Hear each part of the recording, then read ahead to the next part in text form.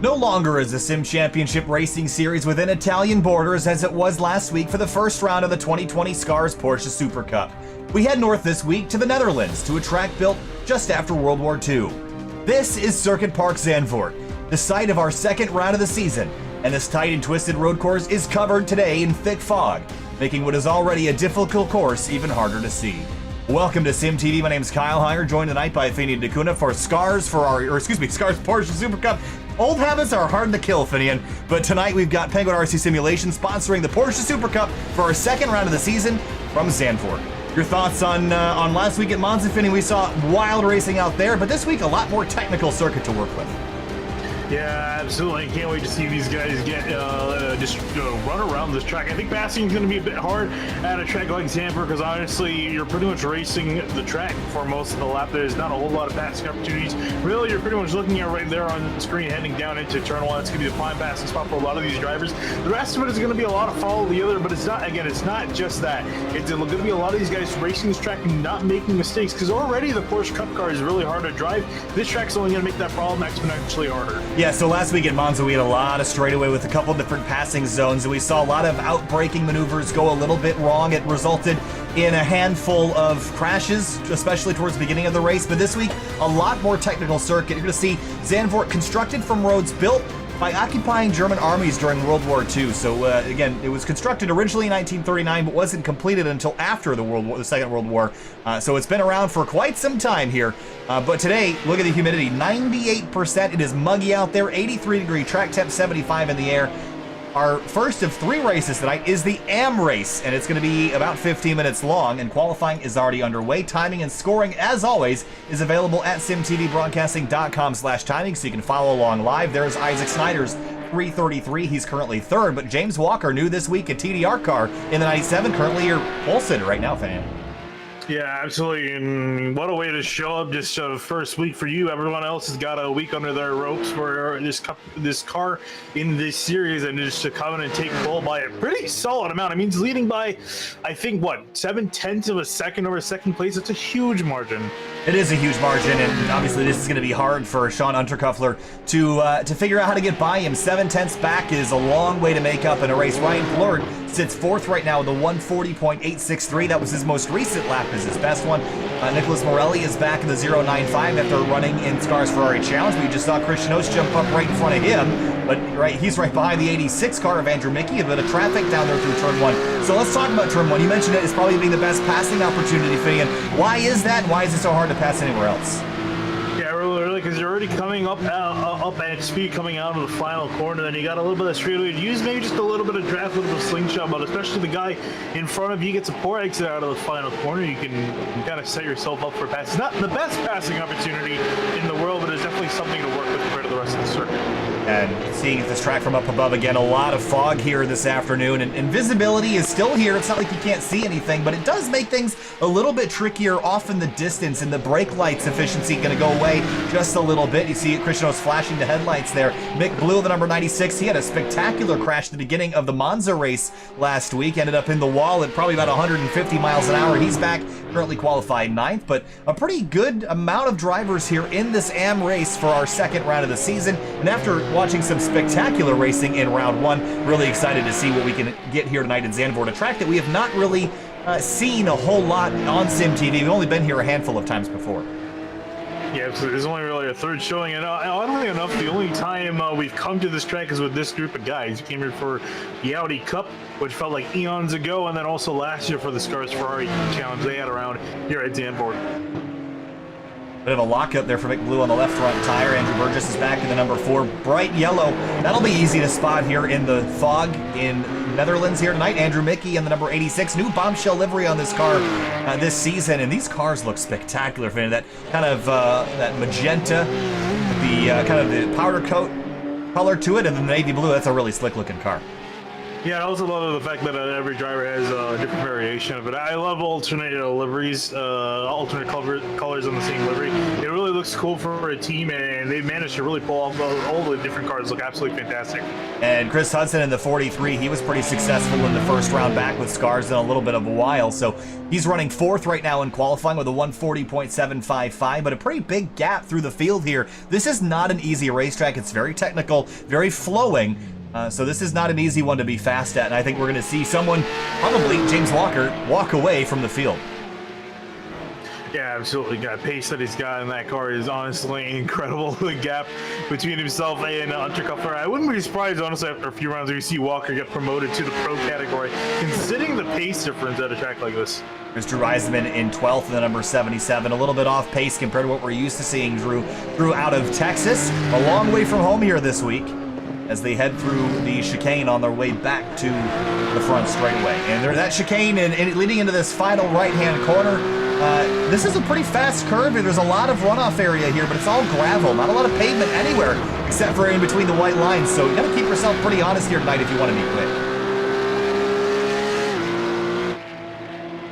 Yeah, I want to be especially careful about going wide in that final corner too. It's easy to get some of the grass that's on the exit curbs and go beyond it, and then you can end up spinning the car on the straightaway. And this car especially too just absolutely hates if you get off the track just by a little bit. It hates being in the grass.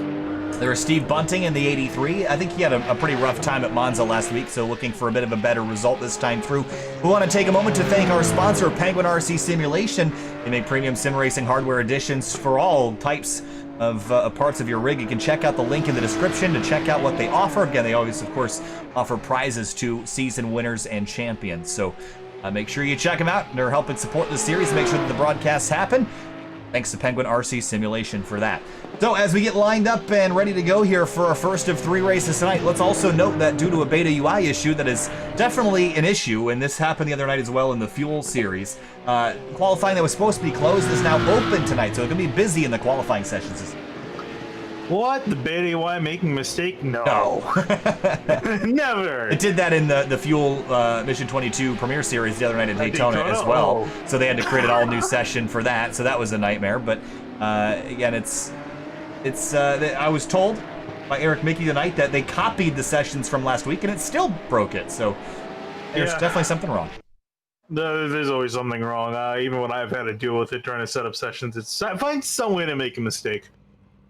So we're going to wait for the field to grid up and get ready to go racing. About 9 laps. Actually, I should say about. It is going to be 9 laps worth of action here tonight. 15 minutes of racing about to kick off. We've got a pace lap here. Let's take them through the starting lineup here, Finian, because on the front row, we're going to have James Walker, the 97, and Sean Unterkufler, the number 9. He'll start on the outside of that first row. And moving on back to row number 2, we got Isaac Snyder in the 333 lineup in the inside lane. Next to him, Chris Hudson in line up in the 43 and 4th. Ryan Plor starts 5th in the number 74, and in 6th place, the 157 of Christian Ost.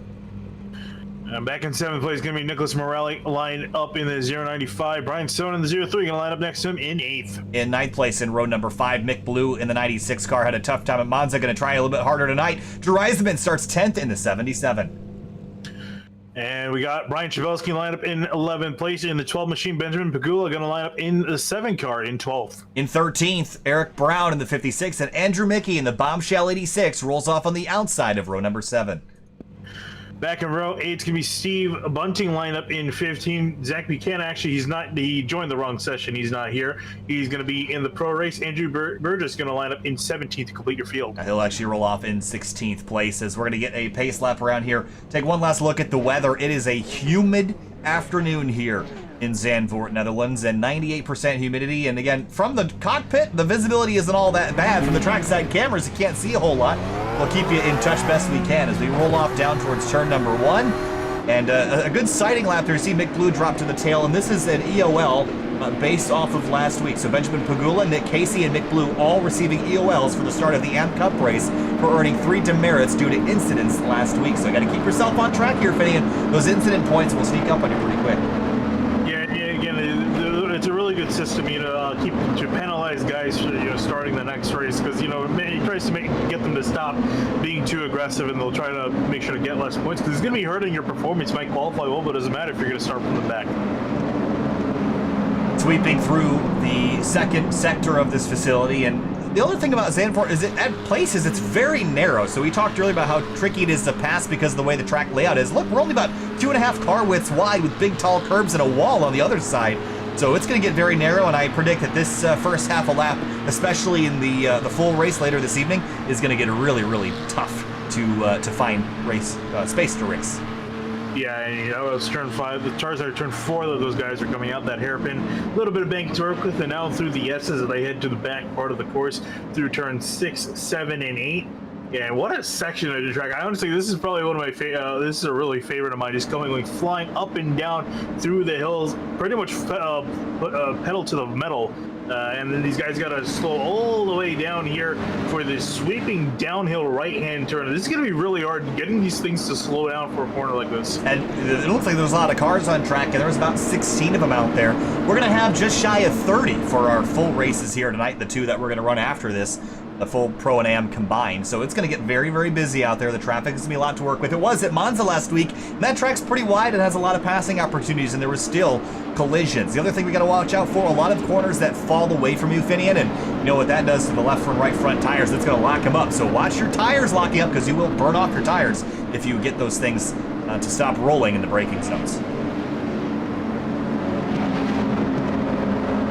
And working through a lot of tight, twisty corners here as they're just about to enter the 3rd sector.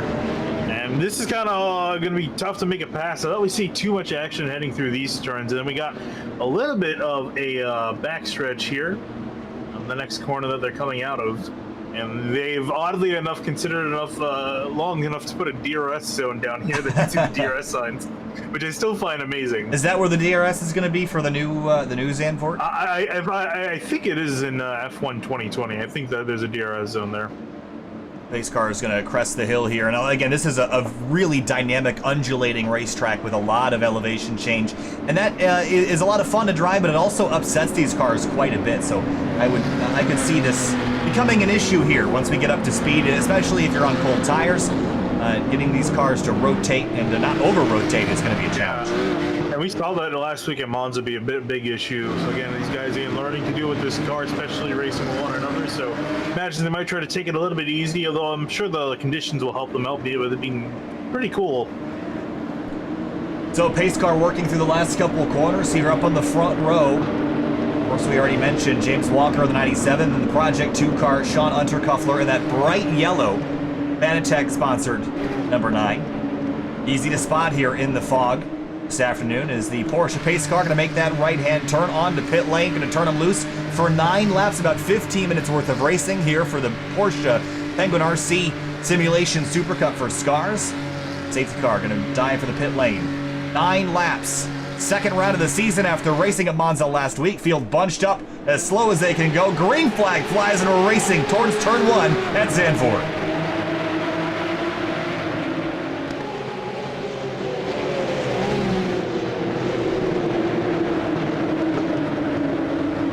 Exhaust backfiring down into the first corner. So far, so good. No issues to speak of. Single filed out. You better get that way, Finian, because it's so narrow. I don't think you can run through here side by side without causing an issue. Yeah, and you can see most of these guys getting single file out. By the time we head through turn 4, everyone kind of getting themselves in order here and kind of now setting yourself up for the rest of the race. Although you can't stay in place for too long. You got to get moving at some point. You get only 15 minutes, 9 laps on the board. And sweeping through this fast turn number 7. That's such a fun area of the racetrack. Then down the hill into turn number 8. And then down a straightaway towards turn number 9. James Walker leads by half a second over Unterkuffler behind him. Isaac Snyder deep on the brakes into the braking zones. Everyone else single filed out. Mick Blue chasing down the 83 of Steve Bunting. So far, so good. I think Andrew Mickey had a bit of a lockup, and he'll let by Eric Brown in the 56.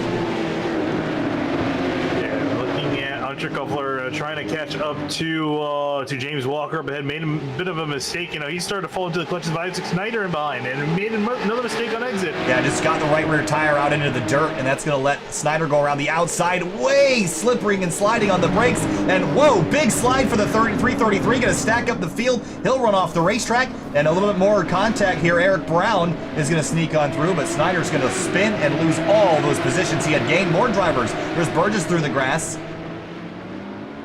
And I think Unterkuffler actually cut the corner to avoid contact, had to slow down to give up some of that time. but Chris Hudson got around him, and Unterkofler still battling for second. Yeah, but great driving by Unterkofler and just awareness in general. You see the 83, I believe it's Steve Bunting, and indeed it is. Heading towards the final corner, he spun out. You see Hudson get around for second place. Here's the 56 of Eric Brown, and really hot into turn 1, contact with Brian Chmielewski. That was a big amount of contact for the orange number 12. You're going to see all that damage on the right front fender. I think the 56 locked up and got into the side of the 12. Again, long braking zone for turn 1 fitting. It's a long way to hit somebody. Yeah, he gave a bit of an apology shout out to Brian Zone, or sorry, Chmielewski. I'll see if Chmielewski does indeed accept that apology. Considering, I mean, you can apologize all you want. It's not going to fix the damage on the car. Speaking of which, Pagula now damage on his machine. Now let's see how he got it. And came up over the crest here and into the braking zone, and just got out from underneath them and looped it around. Real gentle slide, though. Didn't really hurt anything. How about this? Unterkofler, Plord, Ost, and a whole host of others right behind him. Yeah, this is really interesting to see again. I can't imagine these guys are still dealing with maybe a little bit of full tires here after only being a lap and a half underway. And Unterkofler trying to keep Plord behind. How about Plord? He's doing a really strong showing here in these sport cars. Now, Plord, again, didn't have the greatest of seasons recently in the Ferrari Challenge, but he's putting his head down and getting it done here in the Porsches. He's all over. Third place, Unterkofler. Hard into the braking zone. We saw Unterkofler slipping on the cold tires. I think there's quite a bit of rear bias in this car to get it to slow down. But again, I think you want to tune some of that out and go a little bit more forward to stabilize this car, especially if you're on cold tires and you need some rear end grip. Yeah, here's how Plord went a little bit too wide on the exit of the corner, had to back out and make sure not to get in the grass and keep this car on the black stuff. You don't want to go off track because it's a recipe for disaster as we've seen so far. Christian Osten behind in the 157. He started in 60s, gained 1 spot here tonight, but chasing a 3-horse battle for second place. That's Chris Hudson, who's got second, and he used to race in Ferrari Challenge and disappeared for a few seasons, but now he's back and already showing that he's got a really strong piece. Yeah, it wasn't looking too hot in qualifying. It was only 4th fast after doing really well last week in Monza. But now up in his second place, and I don't think he's really going to climb much more from there because James Walker out ahead, putting a clinic on 4.4 seconds ahead.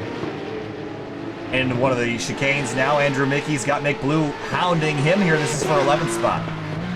Oh, and a battle for second place going on as Hudson made a mistake. Unterkofler was side by side. Now Plord going to take an advantage here. Up the inside for 3rd place, and he's through. Unterkofler leaves him the space. Big slide for Plord on corner exit. Wrestle that machine. He'll get it back under control. Through goes Ost and Unterkofler, so he'll grab that spot back. Ost goes through to 4th. Morelli also through to 5th, so Plord down 3 spots with 1 slip up. I think the car is hard to drive, track's hard to drive, and we're seeing a lot of mistakes from drivers.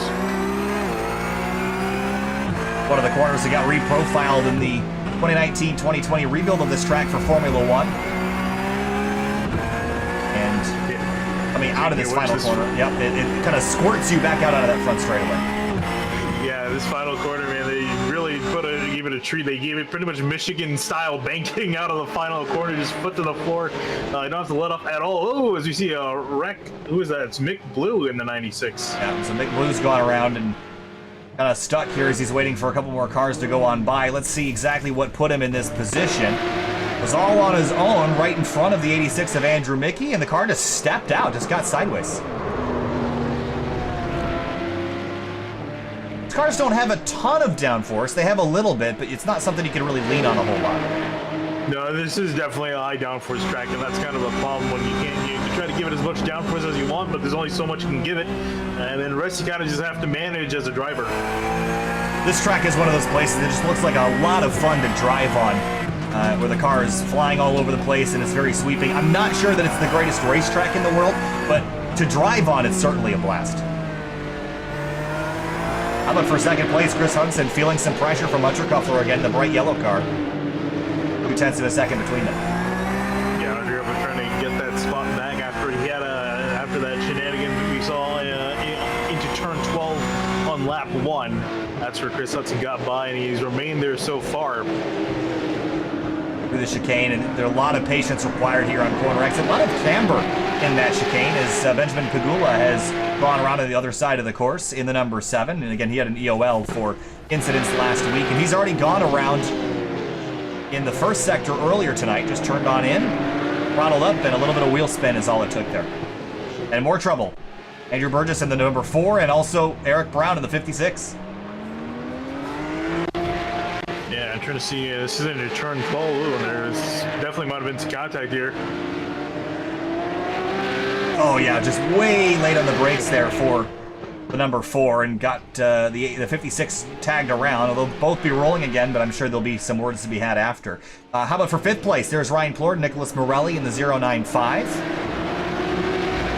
Right behind them, not too far back, is Brian Sohn in one of the Penguin RC cars. Yeah, he's a little bit further back than you see him just coming into frame there. He's got a little bit of time to make up on Morelli and everyone else up in this kind of group, but definitely catching these guys. Hunter Kuffler chasing Chris Hudson here. We're almost out of this race, 7 minutes in. About 7 minutes to go, so we're past halfway at this point. Chris Hudson, a little bit wide on exit there. Hunter Kuffler keeps it tighter and tries to close this gap back down. Yeah, he's so close to, again, as you're saying, you know, again, not a whole lot of passing opportunities, so he's kind of stuck in behind the 43. He seems to be faster at the moment, but nowhere to really get by. See the tire marks left by the 4 car from the previous excursion off track, the last lap around. And gone is James Walker. He's 7 seconds up the road in the TDR car, and has been absolutely obliterating everybody lap times wise. Yeah, if we see similar performance next week in the AM race, I could definitely see him being promoted to the pro category. We've seen that done in the past with Ferrari Challenge. I can't see why we won't have the same thing done here. Into turn 1. Christian Ost going defensive on Ryan Plord, side by side through the first corner. Plord on the outside, Ost on the inside. Just trying not to give this up. He's starting to lose momentum here. One driver's got to give. It's going to be Ost. The backs up of Plord goes just a little bit wide. He's still going to keep it, though, on track and ahead of Ost. And he was through, and you saw Nicholas Morelli locking up the rear tires, trying to get tucked in behind the 157. A great pass there by Plord. Get that done. Yeah, that pass does cost him a bit of time. You can see the separation between Hudson and Hunter Kuffler and Plord, Ost, and Morelli. 2 separate battles now. Down the hill through turn number 8. Hunter Kuffler still hounding the back of Chris Hudson, but Hudson is cool as a cucumber, showing no signs of feeling pressure. It hasn't locked up a tire yet, even with that 9 pressuring behind. Yeah, that's the big thing, too, because you're seeing, again, very easy to make a mistake out of some of these corners. Just get on the gas too early. Force the car in a little bit too hot, a little bit too hard. As you actually just see that with Ryan Plord, he made a mistake on exit. Now he's being hounded by Ost again. The braking zone for turn number 12. Backs out early. Plord's in really hot. Can he get the car slowed? He's going to cook it a little bit too hot. And Chris Ost is going to try to cross him back over. But it's so hard to do that there with how long the exit of that chicane is. Give the momentum after maybe set up here or run through the final few turns back onto the straightaway. All the way out to the edge of the gravel trap, and then back out onto the front straight. 8 seconds up the road is James Walker. For 2nd, it's tight. For 4th, it's tight.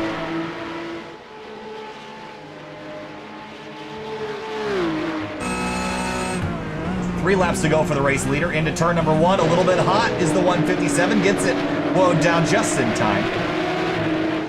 But about 2 car lengths separating him and the 74 that got by him in the previous lap.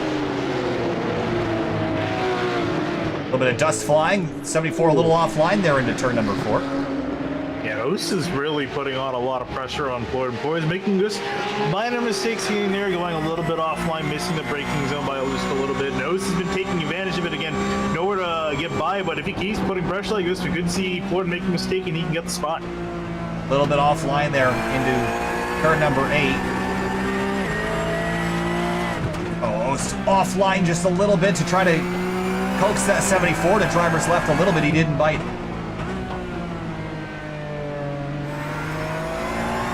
Track really widens out through this middle sector. Gives you a lot of options for the way you track out of these corners. And you saw Plord run out wide and Ost keep it tighter, and I'm not really sure which is faster. We've seen them be pretty equal, as Brian Chbelski has had a bit of an off in the 12th. Don Untercuffler trying to battle for a second here, Finney, right behind Chris Hudson, but unable to make any ground up on him.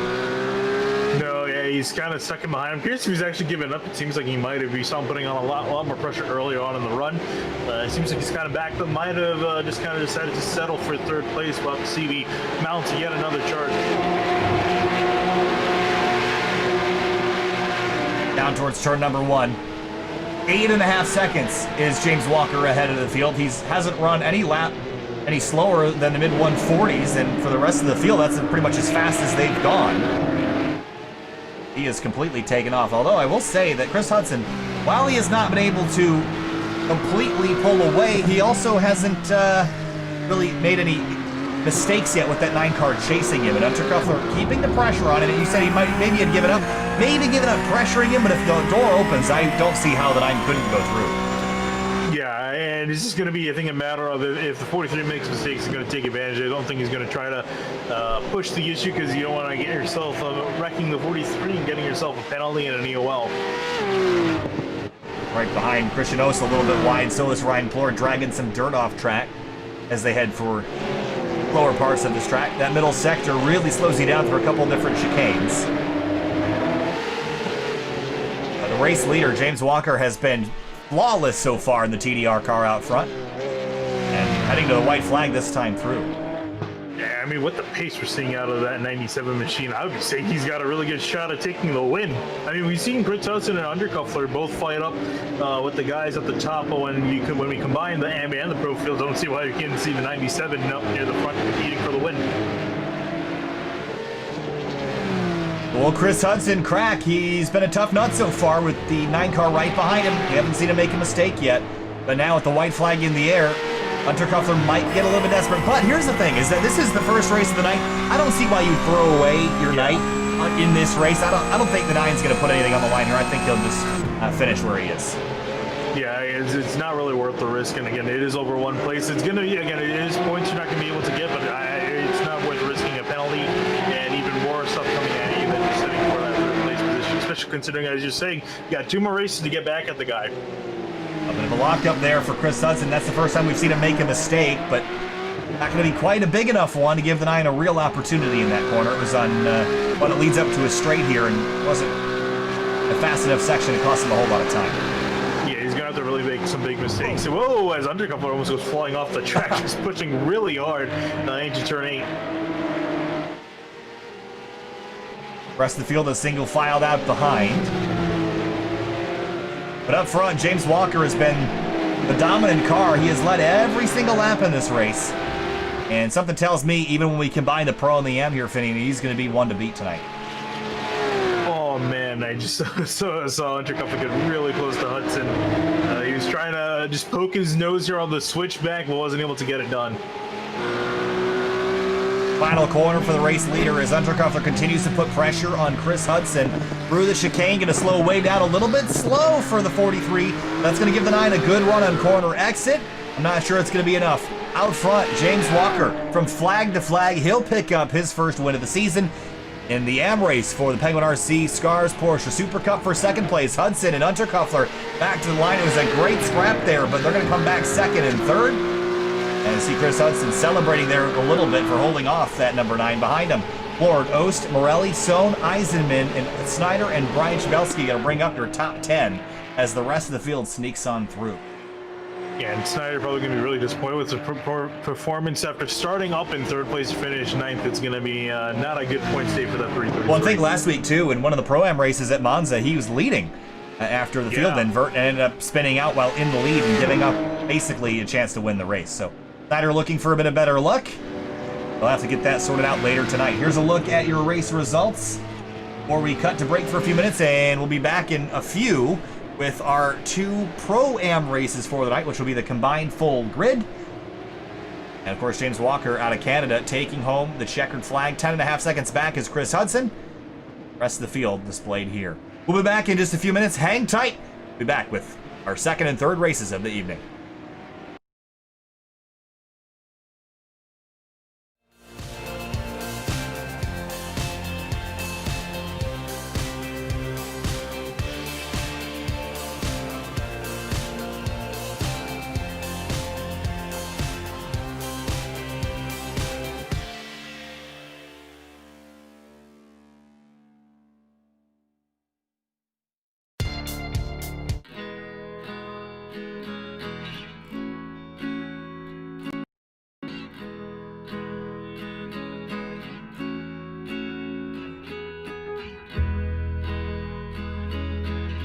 heart of Virginia, there's a stretch of pavement that has ingrained itself in American racing history.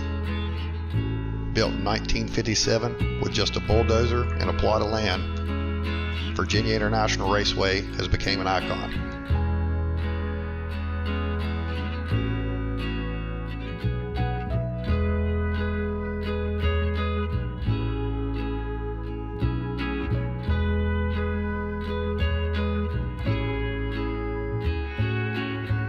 Over the years since its reopening in 2000, it has hosted IMSA, the American Le Mans Series, NASCAR, SCCA, and Champ Car races. Legends have raced there, including Roger Penske, Mark Donohue, Richard Petty, Hurley Haywood, Dan Gurney, and more. Between turns 11 and 12 stood a defying feature, an old oak tree. This tree stood untouched, shading the south end of the course for decades.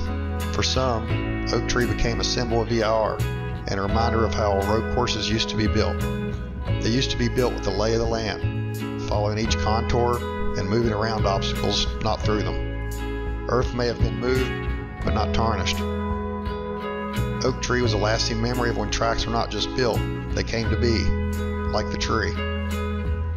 Although oak tree no longer stands, nor does hog pen, turn 17, the corners both still bear the name of what used to exist, and the track stays unchanged the way it was meant to be, with the lay of the land, for the land. Maybe that's why Paul Newman called it heaven on earth.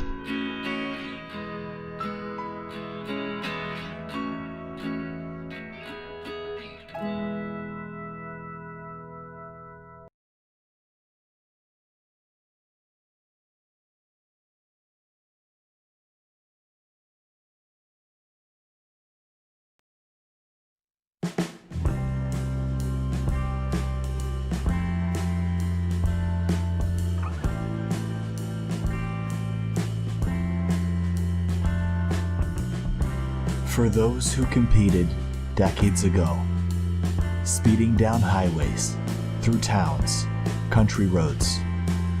For those who sat watching on the sides of the street, who found solace in chaos and thunderous speed.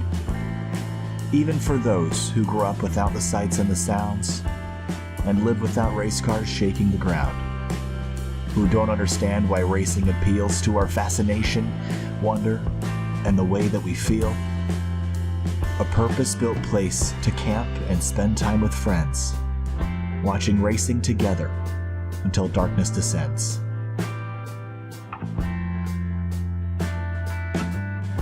Though no longer do the streets rumble and roar, there's a place just for this, a park to explore. A road racing circuit before the assault. The 4 twisting, beautiful miles at Elkhart Lake, Wisconsin.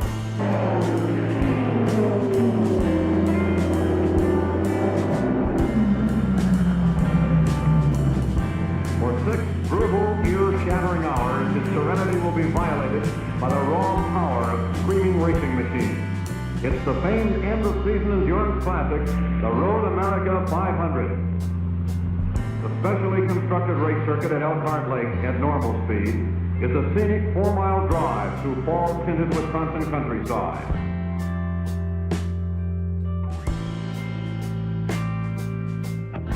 Hidden by forests near Elkhart Lake, not a path nor a trail, but a road meant to race.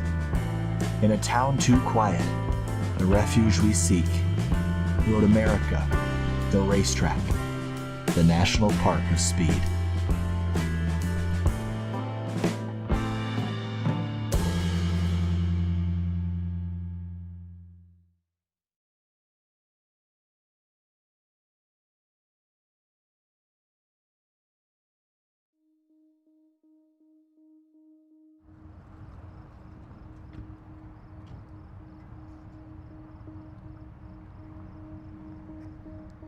How do you build an empire?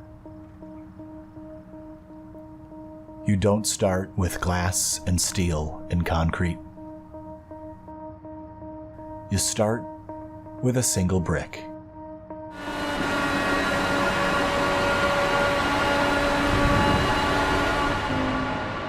Laid side by side together, they become something much bigger.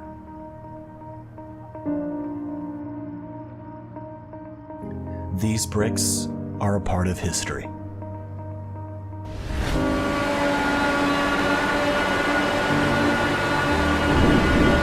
The people who set them into the earth were building more than just a racetrack. They were building a legacy.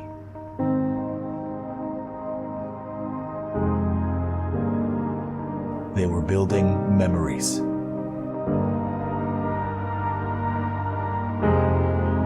They were building dreams.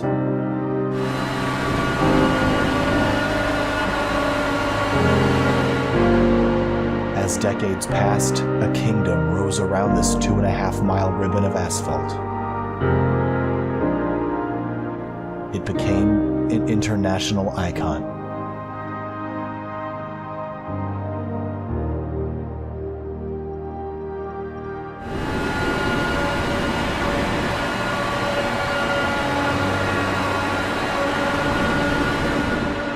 Lives were made here, and lives were lost here, in a pursuit of eternal glory.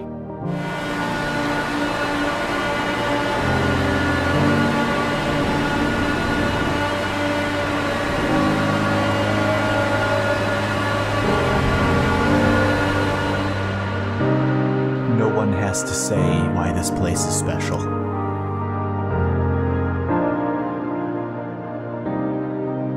It just is.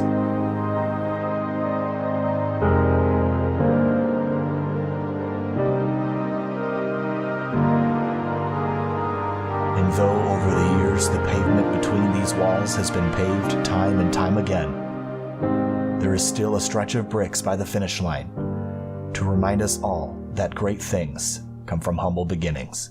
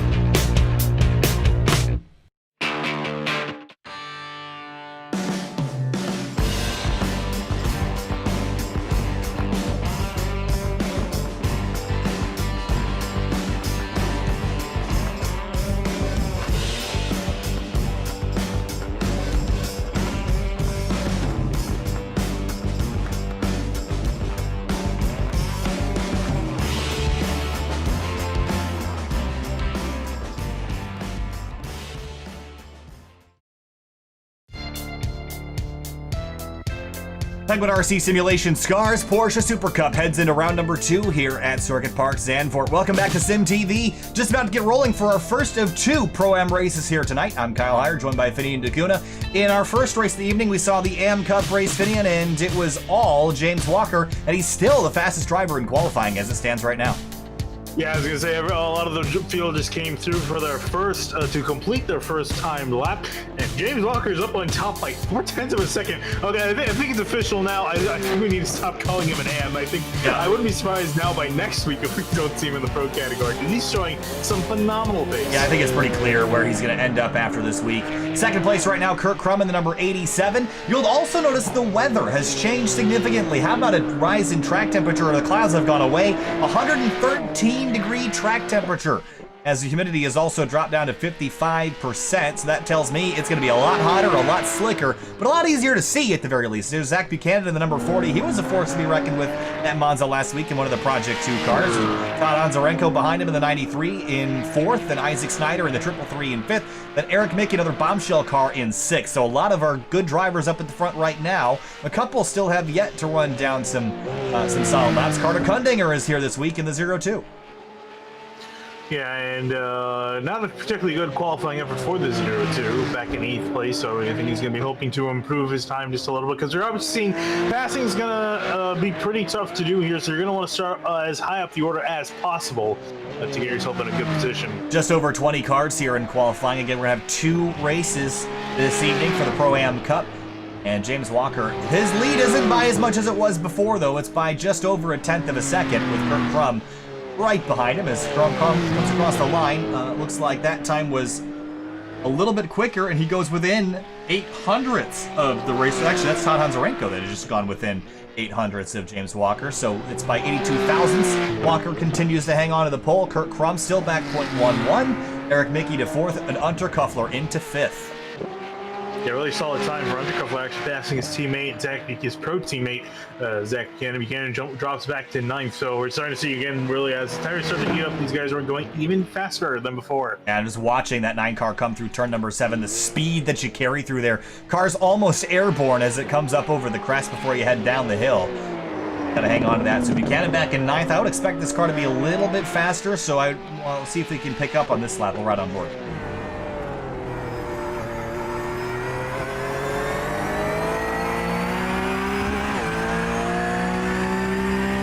This is really the trouble spot, I think, for a lot of drivers. We've seen a lot of wrecks from different drivers here heading down into turn 12. Very heavy braking. Hard to get this thing slowed down without the back end coming around on you if you put too much brake in. And he's even out of the 13, he comes a little bit sideways as well.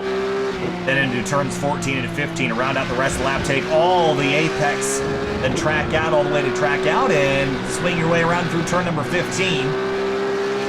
And it will come across the line this time through. He has to improve on a 141.863. Cross the line at 141.239. That's going to bump him up all the way to 6th as Kurt Crum goes quickest with a 140.626. Yeah, really solid job. Now Azarenko just jumps up ahead of Kurt Crum, up by, wow, almost 0.3 of a second. That was a really fast lap for Azarenko in the 93. Where's James Walker? Can he respond this time through? His best is a 140.6, and he's back 3.5 tenths of Todd Azarenko. We'll see if he can improve this time.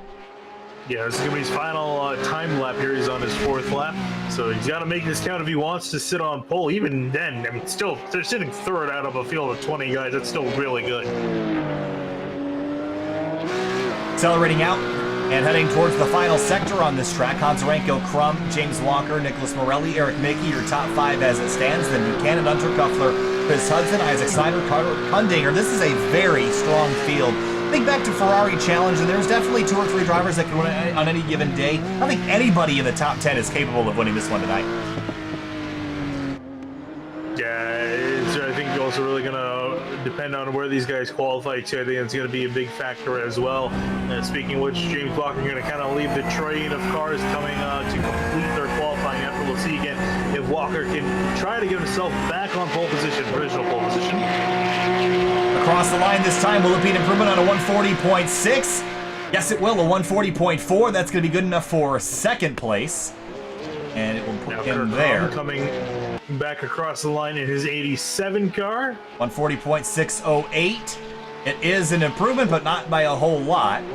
But we'll keep him in 3rd. Then Todd Azarenko comes across the line, and he'll bail out on that lap, so he'll hang on to pole. James Walker closed within 83 thousandths of a second on the current provisional pole sitter. Eric Mickey comes on through. He goes 4th quick again with his best lap of a 141.070. Then Morelli, Buchanan, Hudson, Unterkuffler, Carter Kundinger, Snyder, they will all stay where they are. Brian Sohn finishing up his lap of the Penguin RC Simulation 03 across the line, 142.003. That's quicker for him. It will put him 13th. And Benjamin Pagula comes on through a 142.289, will put him 16th on the board.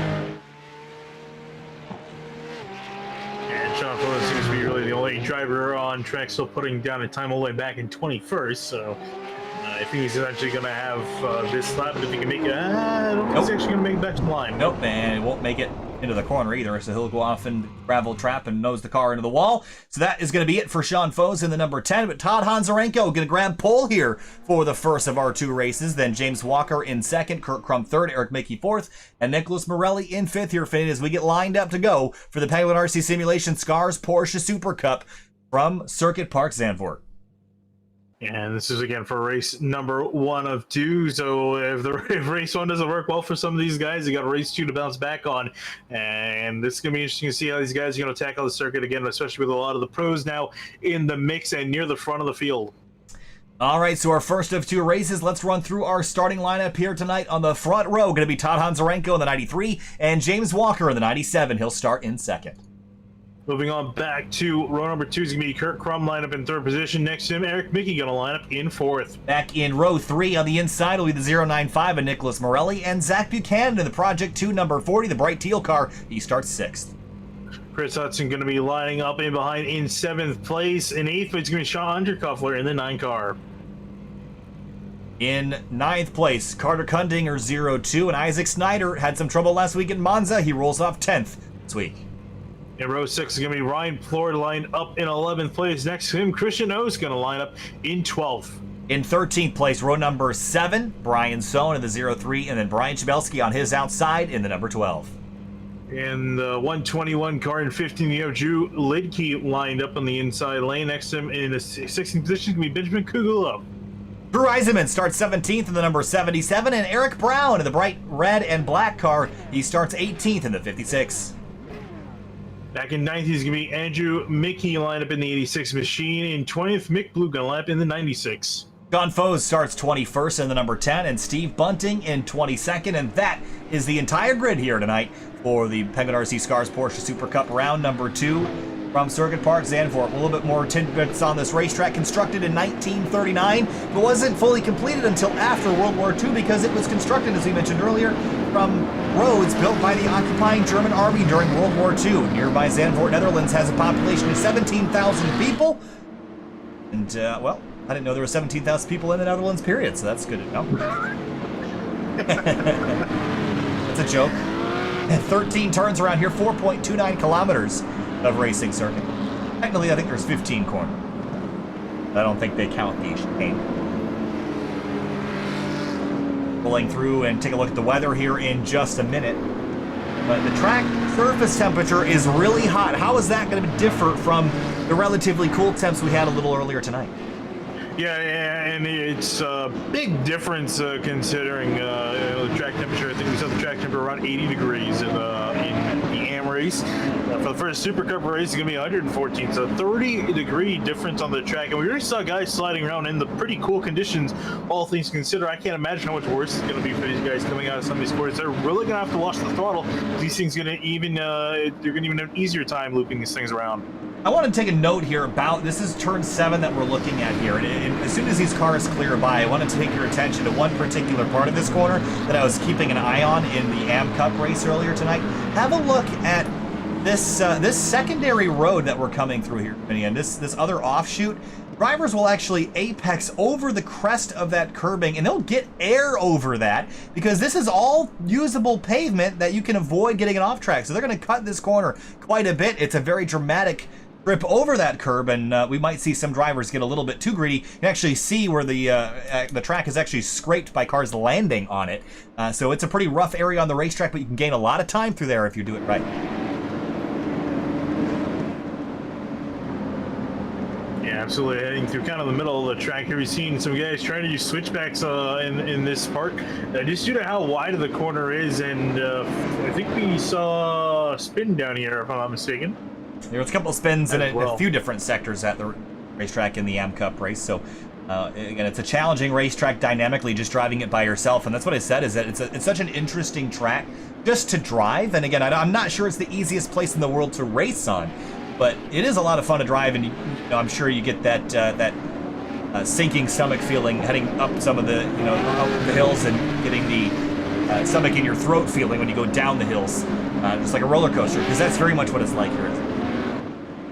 Yeah, but heading down into turn 12, we saw a pretty big wreck on lap 1 of the AM race. I have a dirty feeling we might see something again here. Considering these guys are going to be relatively close together, it's going to be amazing if something doesn't happen heading down into turn 12, especially with cold tires and a hot, slick track. Well, it's a good passing opportunity. The problem is that it switches back on itself pretty severely back to the left.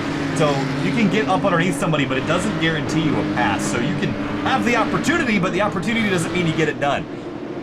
It's a pretty technical part of the facility from as far as that goes. So with the field pulling through, turns number 14 and 15, Todd Hanzarenko out of New Jersey is the pole sitter. James Walker out of Canada.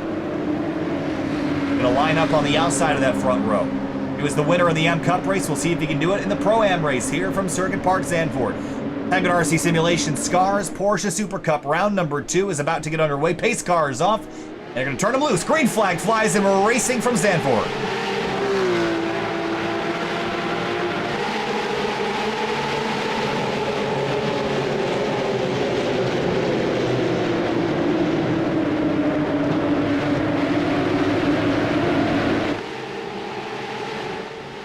So far, so good. Field through and clear into turn number 3. Bit of a stack up behind the 333 of Isaac Snyder. A little bit of a touch from Ryan Plord behind him, but they managed to hang on to it. There's Unterkuffler way wide in turn number 4, and through goes Carter Kundinger in the 0-2.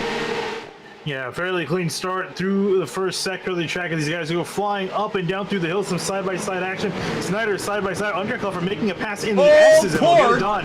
Plord's way off track. He's going to just coax the car back on in time to avoid having a spectacular off. Well, he'll tuck back in into 12th and right in front of Brian Sohn in the 0-3. And then behind a couple more cars, Brian Schmelski, Drew Lidke, and more. But Unterkuffler going the wrong direction here early. Yeah, it's not been a good start for him. And again, we're talking about passing him pretty hard. You can't afford to lose spots. It's going to make your life a lot harder because you need to try to get them back. So we'll see how we can do from 10th place. We can start going in the right direction here. Hanzarenko through and clear. He's away from the field as they head down into the turn 12 and 13 chicane. Kurt Crum still in 3rd. The rest of the field nice and tidy through here. They'll lock up deeper in the field. I think that was the 56 of Eric Brown who had some smoke coming off the tires. Oh, that was Eisman. He got in pretty deep. And he's got Andrew Mickey to his outside, and he'll have to back out. Again, not a lot of opportunity to run side by side here, but they're going to do it through the final 2 corners. Yeah, this is what happens in the Oh, no! No! Oh, Brian Chabelski up and over. And trouble on the front straightaway. Zach Buchanan's in the wall.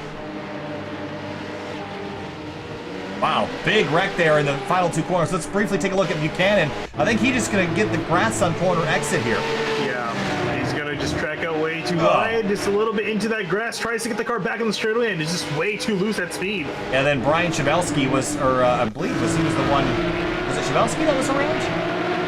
Yes, it was. I'm pretty sure it was Chabelski that was around. I saw some tire checks as Eisenman was coming through, and it was from Chabelski's spinning here. He just got loose out, just too much, asking too much of the car. And corrected right back into the path of Eisenman, turned him up and over. And dramatic crash there. Pagula in the number 7. He's spun around now. 1 lap in and a pretty gnarly wreck towards the end of the first lap. Pagula's going to loop it and continue. He's had some trouble tonight. But Todd Hanzarenko and James Walker and Kurt Crum are podium drivers still nose to tail. Eric Mickey not too far back with Nick Morelli, Chris Hudson, and Carter Kundinger. And also further in behind them, Unterkuffler trying to hold off Christian O's. Christian O's looking to be pretty fast around here. He's been over the back of a few different drivers throughout the field. He's going to back off just a little bit now as they head down to turn 12, but still putting pressure on that 9. And again, Unterkuffler, he gained 2 spots from the incidents we had up ahead, but now he's really got to kind of start getting the work done. He was really strong last week at Monza, was the number 9, and it seems like today it's been sort of okay. So we'll see where his true pace is after next week's event. There's the 96 of Mick Blue and Eric Brown right behind him. They're battling for 14th place. Up at the front of the field, though, Hanzarenko has not been able to drive away from James Walker.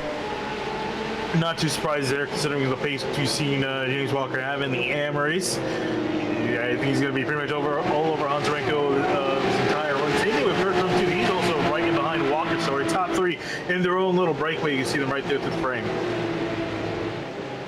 Into turn 4, our top 3. Then it's a little track back about 1.5 seconds to find Eric Mickey. Teammate Kurt Crum Waiting in the wings if James Walker and Honzarenko get together. Again, so challenging to pass here, but something tells me that these two can probably handle it. They're really quick and probably really talented. Curious about James Walker's I rating. If you're curious, it's only 2100, which, considering his skill level, seems quite a bit off. Todd Honzarenko's is 6900. He's got Eric Mickey around. Yeah, and Kirk Crum too, 4,500 for him. And see, yeah, as you're saying, Mickey around. This is through turn 8. And here's look over the top of turn number 7, and right there just catches the grass on entry to 8 and just slides laterally off course. So no damage, he'll continue, just drop down to 13th place. That's going to be a costly one for Mickey tonight. Isaac Snyder up to 7th from his starting position of 10th, and Unterkuffler, who we've already documented going the wrong direction.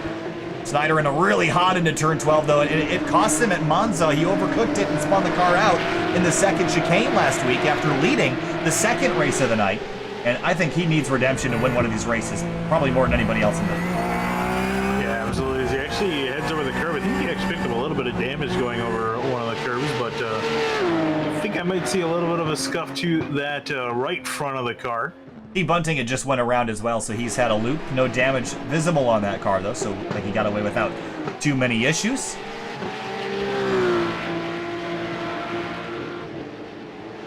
Bit of a curb jump there for Honzarenko. And the curbing at Zandvoort is really interesting to me, Finney, because there's a lot of corners where you just can't use any, and there's a lot of corners where you have to use all of it. So it's a difficult thing to police yourself with. When you feel like you can gain time, you want to jump the curbs, but here, there's a lot of places I don't want to touch it. Yeah, especially again, considering how hard the track is and the way these cars, you know, once you get these cars airborne, they're really tough to deal with, harder than they already are, with all 4 tires playing on the track. So you got to be careful the way you go over curbs and mount the curbs, because hit them at the wrong angle, you're going to have a bad day. Christian Oost pressuring Unterkuffler on the number 9. Good run through the right-hand kink. Yeah, he's been putting pressure on Unterkuffler pretty much since the drop of the green flag. No way to really get past at the moment. Seems trying to get back on the power out of this section, but just so hard to do, and you're going to try to do a crossover here through this next corner. These corners are so long, though. I feel like crossovers almost work better on 90-degree corners or less. It's very difficult to get that maneuver to work on such a long apex corner. And up the road, you see that's Carter Kundinger starting to put pressure on his teammate Chris Hudson. Both these cars ran pretty well at Monza last week. Pretty much everyone not necessarily being held up, but all tucked in behind Nicholas Morelli in 4th place, and a train of cars in behind him. Honzarenko leads this race. James Walker last time was about a 10th off of his pace. 7/10 of the gap, but it's a long ways back. How about 4.5 seconds to find Nicholas Morelli, then Hudson, Kundinger, Snyder, Unterkuffler, and the rest of the field. Yeah, that was the train of cars I was talking about. And Hudson made a little bit of a dive, not really truly attempting to make a pass there in turn 1. Up to turn number 4. Sharp right-hand corner here, a lot of camber. This is one of these truly old-school European circuits that has so much banking in some of these corners. And now I know you're laughing because they really went hardcore with the banking.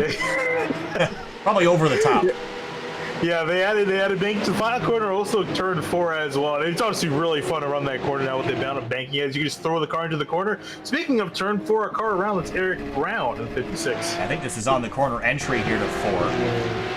There's a look at what happened. It was in behind the 96 of Nick Blue. And crest of 3 gets over and just a bit too much power and noses straight into the barrier. That's a pretty hard hit there, but again, engine in the rear of this car, so it shouldn't affect the power, but certainly the aerodynamics, which are very important. He's still struggling to get back rolling. Yeah, and finally was able to get back going, but lost a lot of time in the process.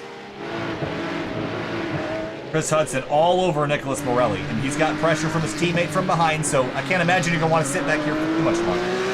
Yeah, I think really for Hudson, he just needs to try to figure out how to set up this these final few corners. It's not all one corner, at least in this configuration, but complex of corners, if you can nail it, you can really get a solid run down into turn 1. And Morelli did not have a good run through the section. Hudson seems like he's got a decent run. You actually see Morelli go defensive down the front straightaway. Yeah, way defensive, all the way to the pit wall, and swings back to the left as Chris Hudson into the braking zone.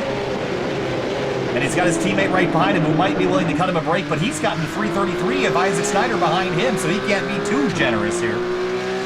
Yeah, Snyder was trying to take advantage of Kundinger backing off, but Hudson was not able to get the job done, so let's stay behind him for presumably another lap. Ooh, it's been getting busy out there. Rush hour traffic in Zandvoort today. As they come through turn 4, then to 5, 6, and 7. And sweeping on down, that's a group of about 6 cars.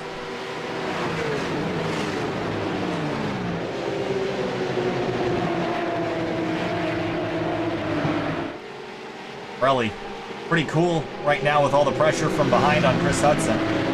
But it's only a matter of time. These cars are just so hard to get stopped without locking up the brakes, especially when you've got your eyes on your mirror half the time, and Hudson tracking out far left there just to get out of the mirror of the driver in fourth, and there's the mistake. Yeah, it's so tempting. You see him heading through turn 11. It's so tempting to just try to set it up the inside in that corner there. Considering how wide it is and you try to switch back and set up for a corner, it really opens up the door for drivers if they're tempted enough to make a pass. Oh, Snyder in really deep. Gonna jump the curb and loop it. They'll have to wait. Can keep compiling for Isaac Snyder here. Another mistake. And just the smallest of mistakes, and this is what cost him last week at Monza too. He was actually leading when this happened, but just got in too hot, too deep, and you see the car already bouncing over the bumps. It unstabilizes the car, and in too hot has to lock up the rears and over the curb, and around he went. He's back to 12th now, and you got to feel for him because he's had so much pace, but just struggles to keep the car going straight, and it's a difficult car to drive. So nothing against his ability, but Christian Oss has gone around here as well. Oh, this is in turn 1. And I have to wonder if there was some contact here. Ryan Plord, these two were fighting in the AM Cup race earlier. Plord in pretty hot. And, oh, yep, got him in the rear. Yeah, actually, even Oss made a little bit of a mistake as well. He's also slowed down quite a bit. So they kind of just ended up making contact, unfortunately, in turn 1. Looks like Plord gave the spot back. That's top tier sportsmanship by the 74, so letting the 157 get back up front for Isaac Snyder. That helped him quite a bit and grab a couple spots back, and he's got the pace to be able to do it. Ooh, got a little bit aggressive in the entry of turn 8, though, being a little bit aggressive. You can't afford to really make another one. He's going to just throw him further down the order. So you already see the car destabilize. Oh, he gets into the back of the 74, and he loops it again. Oh, man, that was just self-inflicted there, Finney, and that was just, maybe the 74 overslowed, but it's still on Snyder to not do that, and that was the second mistake within a lap. Yeah, no, I think Snyder just took it in a little bit too deep, and again, these corners, this part of the track, very wide, very enticing to try to throw it up the inside of a corner like that, and Snyder just saw a gap, was kind of half-assed in the passing attempt to try to get it done, and it cost him purely. Yeah, Brian Sohn had to slow down to give up some time in the chicane, cut it a bit too much up front. Todd Onzarenko, about halfway through this race, has James Walker stuck about a half a second behind, and Walker has been unable to get anywhere. Oh, and as you say that, Onzarenko lockup you see down into turn 4 didn't cost him that much, but again, it's just the little mistakes that start to compile. It's just so hard that when the camber falls away, all the load goes to that outside right front tire and away from the inside left front in that corner. So there's no weight on it, and so it makes that a lot easier to lock up. And again, think about a place like Monza. It's already hard to keep the tires from locking up on a straight level surface. You add camber and banking into the equation and bumps. It's almost impossible to get these things to stop when you want them to.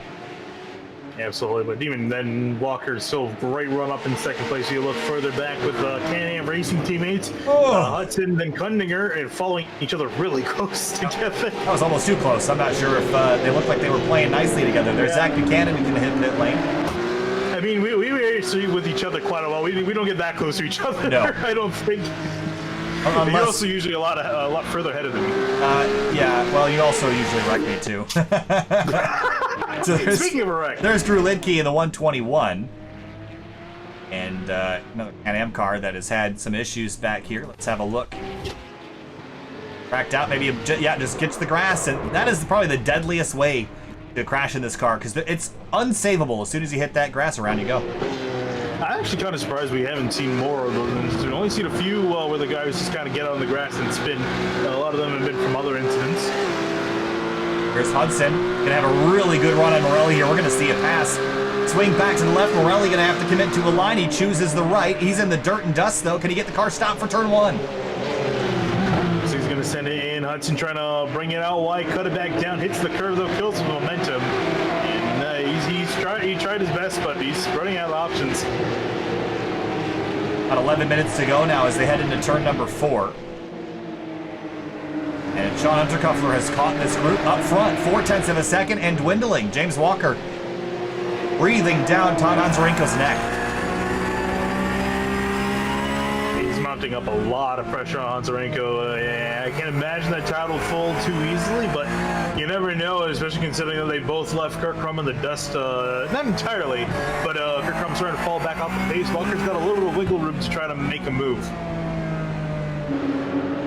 Real tight back here again behind Morelli. He's kind of the cork in the bottle here.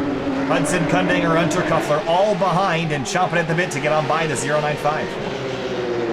And Hudson's he's definitely figured out how to get a nice one out of the final corner. The pass down to turn 1, though, that's the problem he's been having. Morelli doing an excellent job of defending this race, holding on to that 4th spot.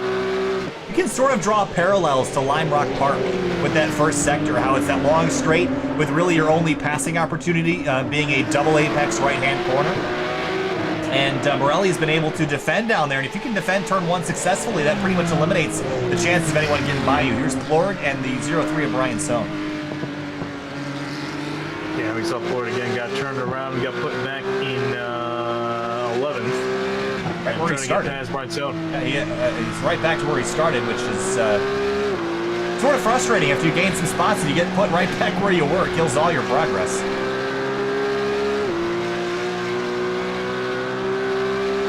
Nine minutes to go as they come across the start-finish line this time through. Or right behind Brian Sohn into turn number 1. It almost looked like he was going to have a pass coming out of turn 1, or at least have a look, but going to still be in behind Brian Sohn as they work through turns 3 and 4. Morelli is now 11.8 seconds behind Kurt Crum, and you have to wonder, could Chris Hudson have had anything to do with Kurt Crum if he had gotten by this car earlier in the race? But right now, like, he's unable to get by. And teammate behind him, he hasn't been able to push the issue either. I was going to say, I don't know. I mean, there's still a decent amount of time left. If they maybe, teammates want to switch position, maybe have Kundinger try to have a look at getting past Morelli, because Hudson seems to be kind of struggling at the moment. 4 cars have been next to each other for the entire race. Brian Sohn, Ryan Plord continue to run nose to tail. Benjamin Pagula hits pit lane. Looks like his race is going to be over. Up front, still 1, 2, 3. Onzarenko, Walker, Kurt Crum, but Crum starting to reel in Walker just a little bit. Yeah, Walker's kind of fallen off a little bit. He was up the right and behind Onzarenko the last few laps, and then he's kind of drifted back now. As you're saying, towards Kurt Crum, now the 8 tenths of being our leaders. Jumping back the 11 seconds to find Morelli and Hudson. Hudson took a swipe down there in turn 1, unable to do anything with it. And this is when once you get into the race and the tires are warmed up and drivers can defend successfully, you just sort of get stuck in the single file line here. Yeah, he's trying to switch up the corners and get a good run, but no bite really for him in that 43. It's really amazing. This track races so close and you follow each other really closely through the corners, but once you get 5 or 6 laps under, it's very difficult to do any sort of passing. Yeah, that's one thing I think the reprofiling helped out a little bit with the way they changed some of the corners, especially that last corner. You're able to carry so much more speed and more momentum to really kind of work with that at turn 1 instead of kind of, because right now those final corners are kind of awkward to navigate. Well, as Morelli gets sideways heading in the corner, he's going to lose a ton of speed. Nothing for Hudson to really get back on. I think that's the other frustrating thing is even when you make a mistake, you can still sort of recover, and it's difficult for anybody to take advantage of you even with that mistake. Ryan Plord. Yeah, I heard something happen with Plord and Brian Sohn. We're running nose to tail for the longest of times. Let's have a look here. Plord following Brian Sohn. This is awkwardly where Sohn got taken out before. He gets into the back of, where Plord got taken out before, and he ends up doing the same thing to Brian Sohn.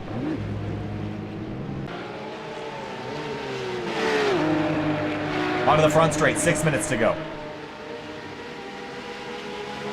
decent run for Hudson. I think too far to try to make anything happen unless he sent it in from back. You see him trying to switch over, keep Morelli guessing where he's going to go. But Morelli, he's not falling for anything. He's just stayed up ahead and doing a good job defending. As Hudson makes a mistake, and now Kundinger going to get on past. And Kundinger goes on by, and we saw Hudson get on the curb, and he's done that a couple laps in a row, and it's cost him a bunch of time on exit. Saw him also lock up into 4, and Unterkuffler now wanting a way around.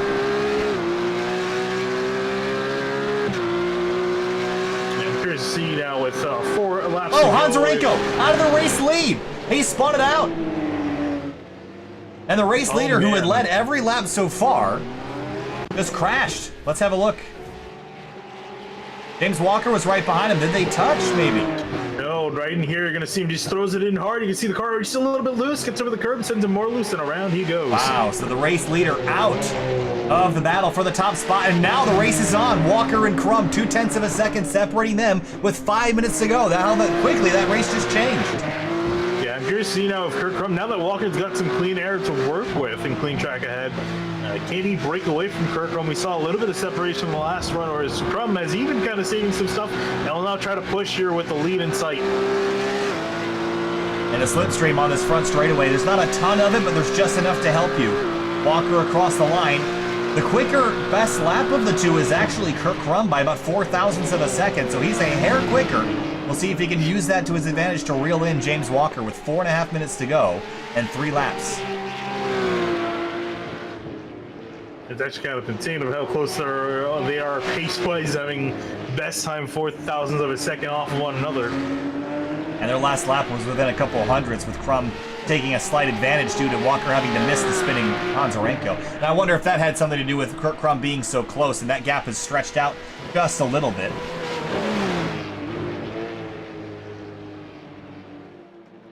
Down the hill through turn number 8. Oh, there's a car off the track there to the right of them. That's Sean Foes. And looks like he's able to get that car back up to speed. The tire tracks tell the story there. Probably just got off at the exit of 7 and wasn't able to coax it back on course before the corner, so he'll get back rolling. Gonna let Hanzarenko on by here probably shortly.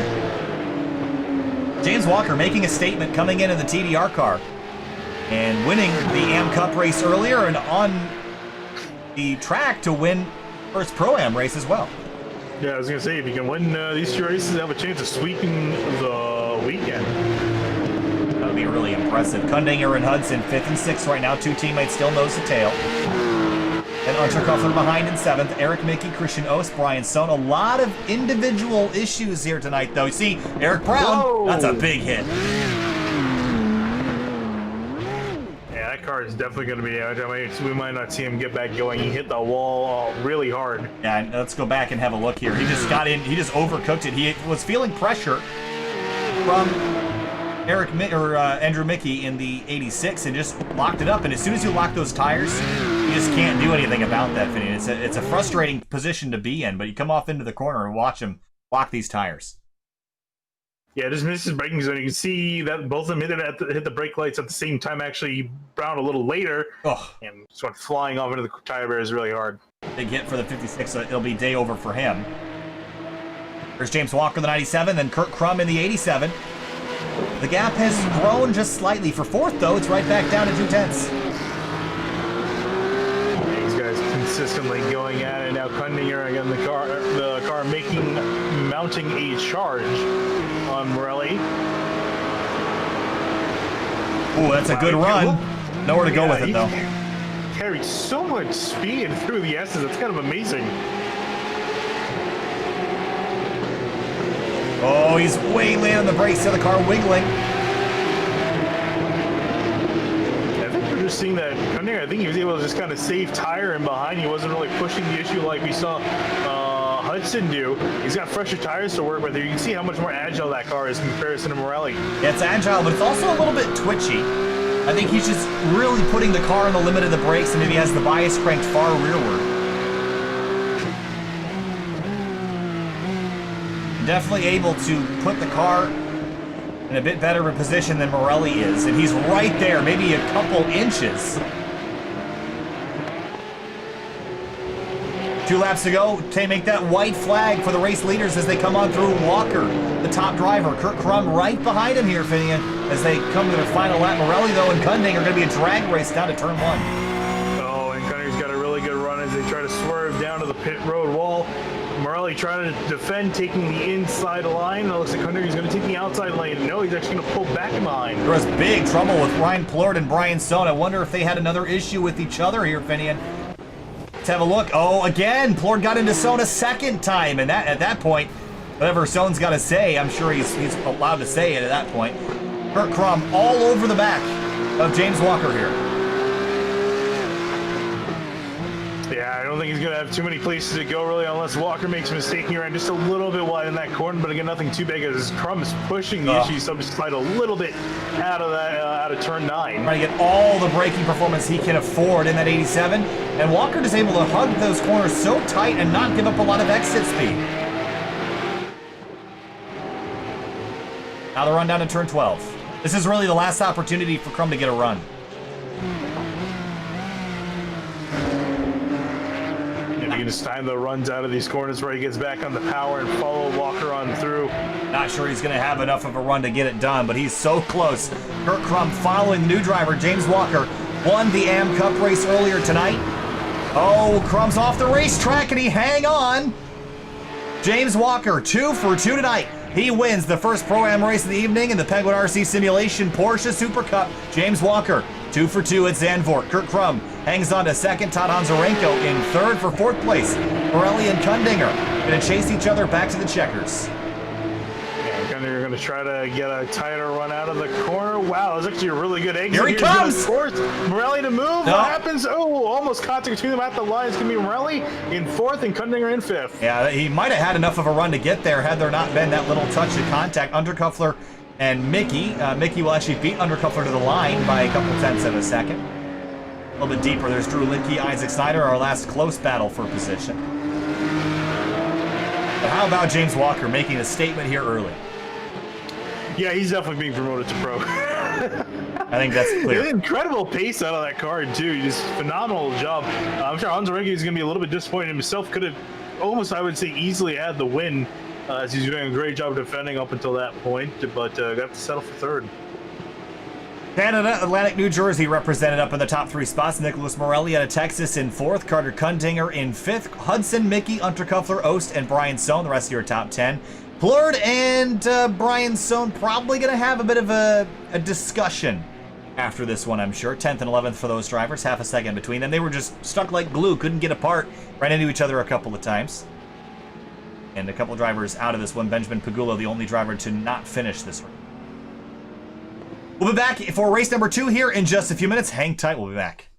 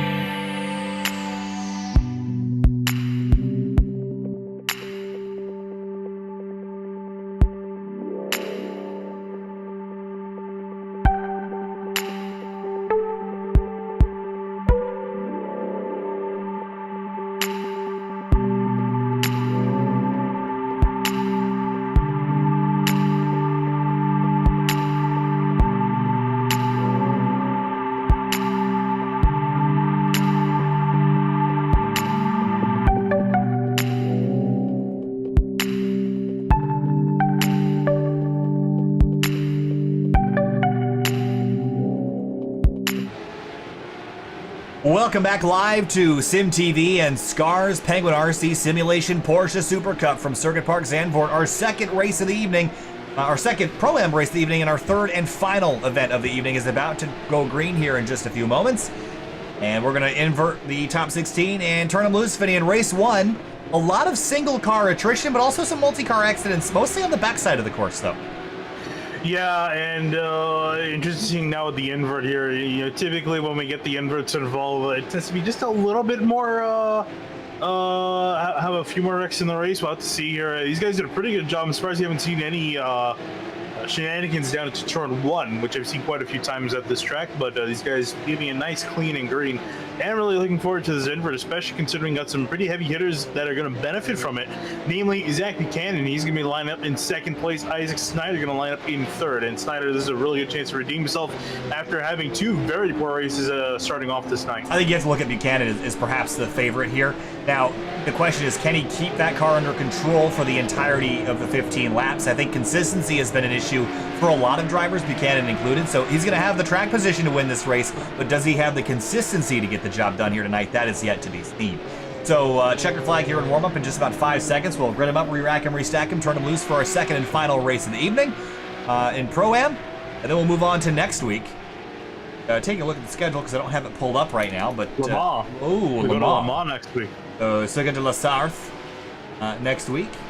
That's going to be a really interesting one. I don't know how many laps we're running, but it's probably going to feel like a lot. It's probably going to be, I think, oh yeah, that's a good question. We might only run like 3 or 4, maybe 3. And then right after that is Silverstone, then Spa, Catalunya, Montreal, Bathurst, and Daytona Road to finish out the season on September 10th. Zach Buchanan in the number 40. Again, probably the favorite coming into the night. The grid on the left-hand side of the screen is where everyone is going to start. Want to follow along? Live timing and scoring is available at our website at simtvbroadcasting.com/timing.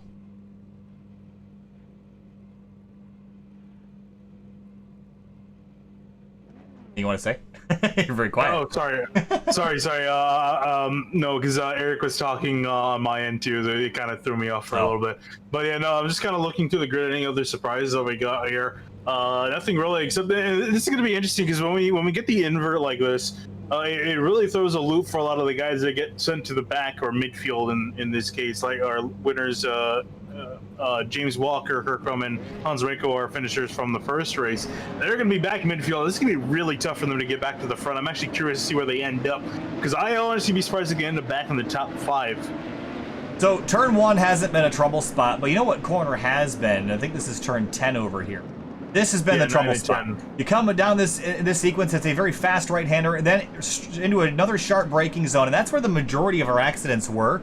Either drivers locking up or getting into each other. So turn number 10 is the corner that I want to watch tonight for this final race of the evening, because I have a feeling that's where we're going to see some pushing and shoving. A couple drivers didn't make the grid here. Benjamin Pagula, Christian Osa, and Mick Blue in 22nd, 8th, and 5th in that order.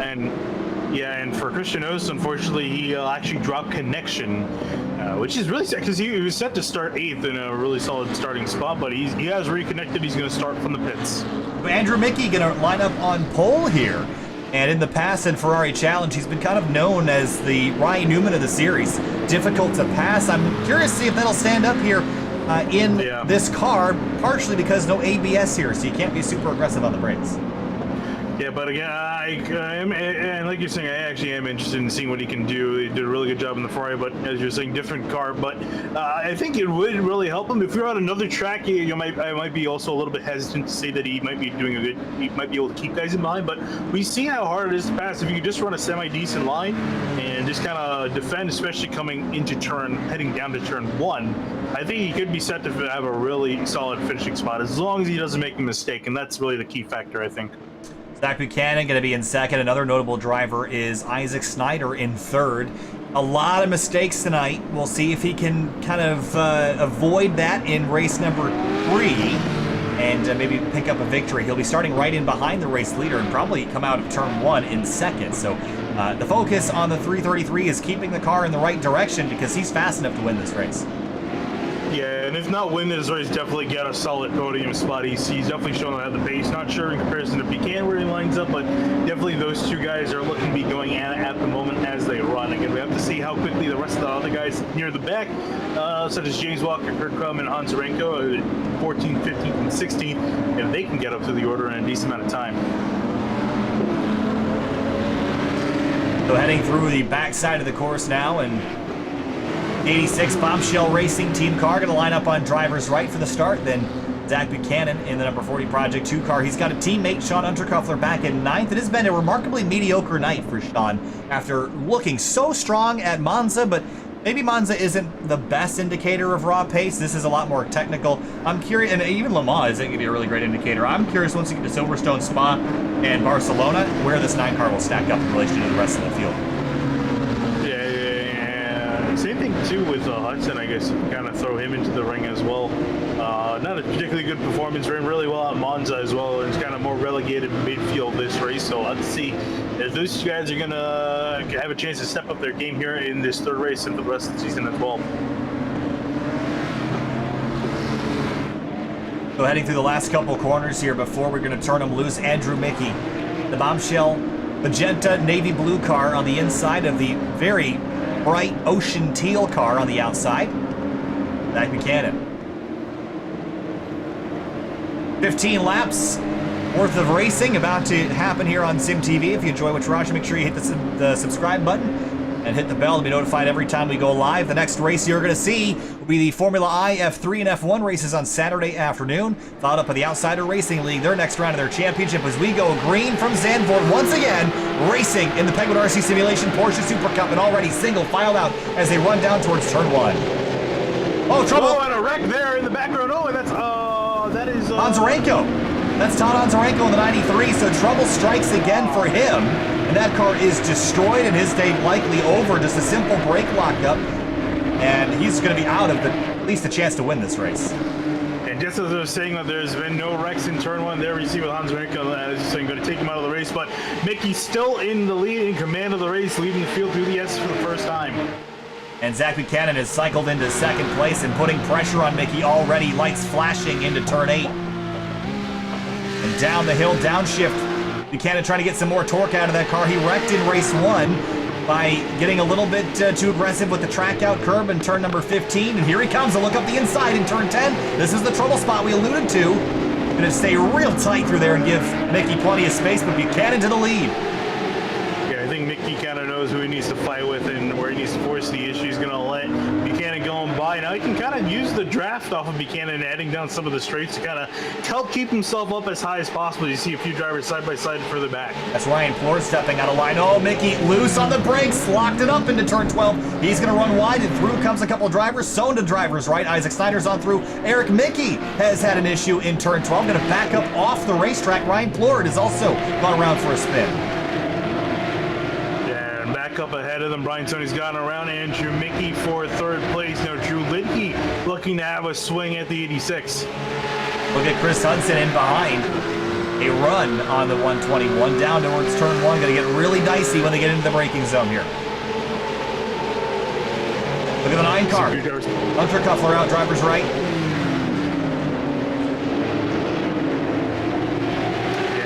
Looks like Undercover going to stick him behind Hudson. Then we see Andrew Mickey still peeking out, trying to get past Brian Sohn again, almost touching the rear bumper of the 03 through turn 3.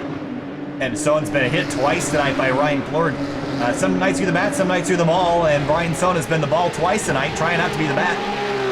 Is Andrew Mickey tucked in 4th. Walker in the 97 car, the race 1 winner and race 2 winner. He sits in 7th after starting in 16th, so his climb has already begun, and it's happening very quickly. Yeah, he's actually working very quick at a very fast rate. He actually might end up near the front. It's going to be tough, though, because he's losing time sticking in behind these guys, and again, it's only going to be harder and harder to pass guys up ahead as he throws it to the inside of Chris Hudson. Oh, a bit of a touch there. Mickey swamped as they're 3 wide. Chris Hudson in the middle, and around goes Walker through the outside. 3 spots in 2 corners. And great scraps going on back here for about 5th spot. Yeah, that incident helped him out a lot. Now he's sizing up Drew Lidke for 4th place up ahead, and he's still got side-by-side heading down to turn 12. Oh, this is a lot of cars to have in this corner. Carter Kundinger leaving plenty of space for Andrew Mickey. Unterkuffler on the outside of Kurt Crum in the 87. Dust flying from ahead.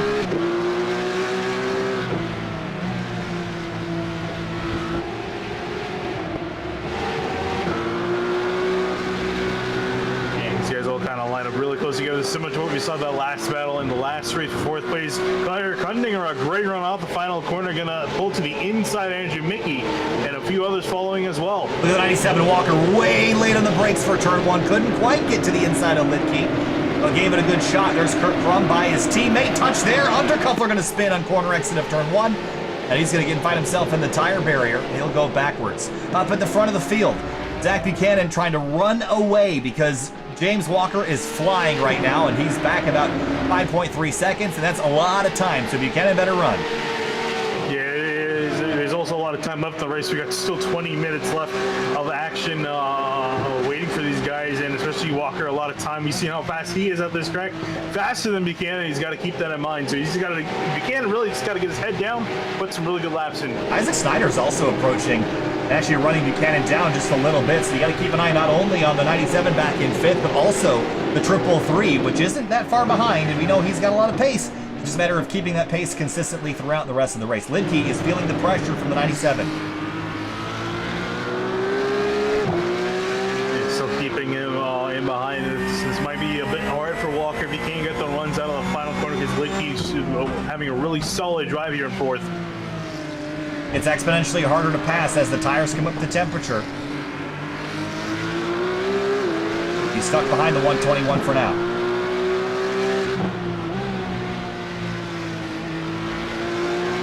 See here out of the final corner, this is where the run needs to get. He needs to get a good one. Did not have as much of a run as he needed last lap through. When the dirt a little bit. He was flying off the track, yeah, as he caught some dirt, and it looks like Walker going to easily get on by. But the 121 still got overlap on the right. Now we'll have to back out and give Walker the spot. And he's through. 4-driver fight for 5th now. Lidke, Hudson, Kundinger, and Crum. Crum up the inside of the 43, or excuse me, the 02 of Kundinger.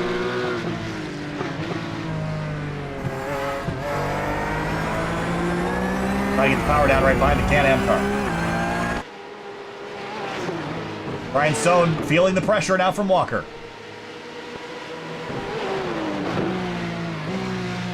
And so a very defensive line through turn 8. Took the middle of the track.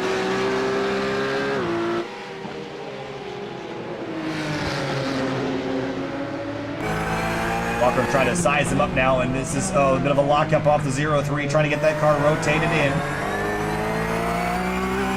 He needs to get by Brian Stone as quickly as possible. Again, really going to be looking at the front straightaway of being able to do so. That's going to be the easiest time Walker's going to have to try to make the pass. But the more laps that he waits in behind Stone, the less laps he has to chase down Snyder and then Buchanan. Comes the 43 of Chris Hudson. Had a look at Drew Lidke, unable to get deep enough into the braking zone to grab that spot. Zach Buchanan beginning to grow a gap here on Isaac Snyder. 1.3 seconds is the differential. Got a scratch on that car, looking pretty good. Eric Brown in the 56 has turned around. Have a look. Behind the 157 of Ost. And probably down into turn 12 here, just got in a little too hot. Yeah, locked up the rears, got into the wall on corner entry. Here's Walker to the inside of Sohn in turn 1. Oh, wrecking behind the 43, Chris Hudson, and a few others around.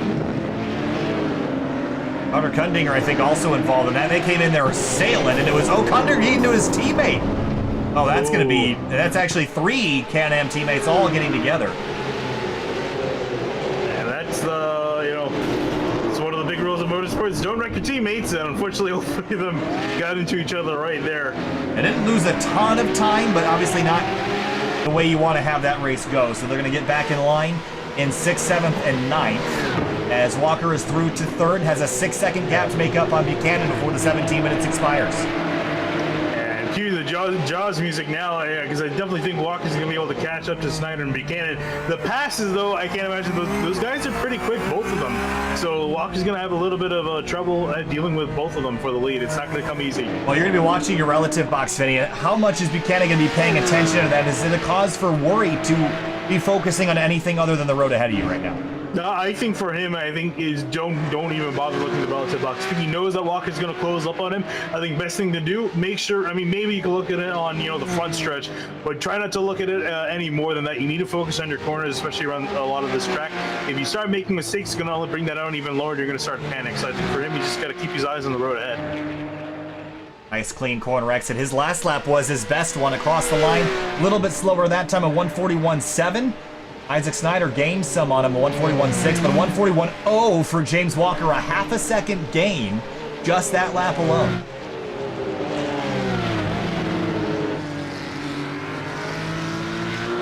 Here's Kurt Crum on the back of Brian Sohn. This is for fourth.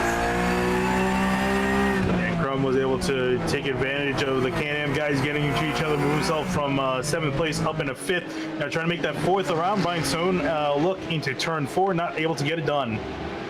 There's your race leaders, 1, 2, and 3. Then 4th and 5th right back there, Sohn and Crum.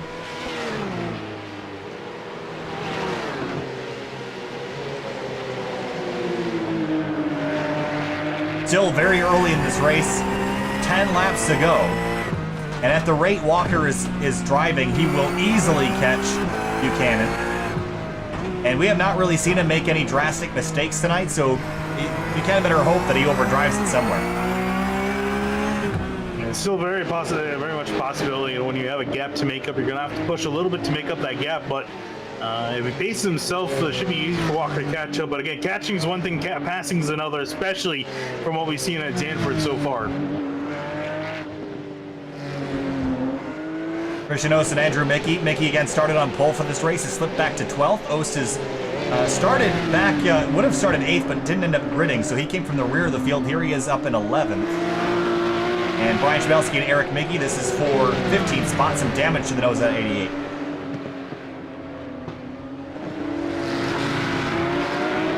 Yeah, for Eric, not a good night at all. He's a pretty poor night, all things considered, considering the pace you've seen out of that car in Ferrari Challenge, even last week, too.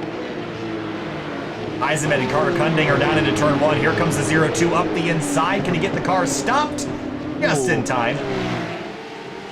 Still not over yet. Eisenman's still going to fight it here on the left side, both of them side by side through the section. Oh, that got really tight. A bit of a lockup for the 0-2. Nicely done, though, to keep it off of the 77.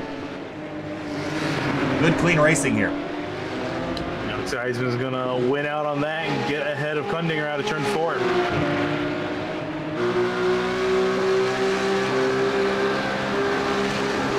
They'll look to the right for turn 8, but it's not really a passing opportunity there.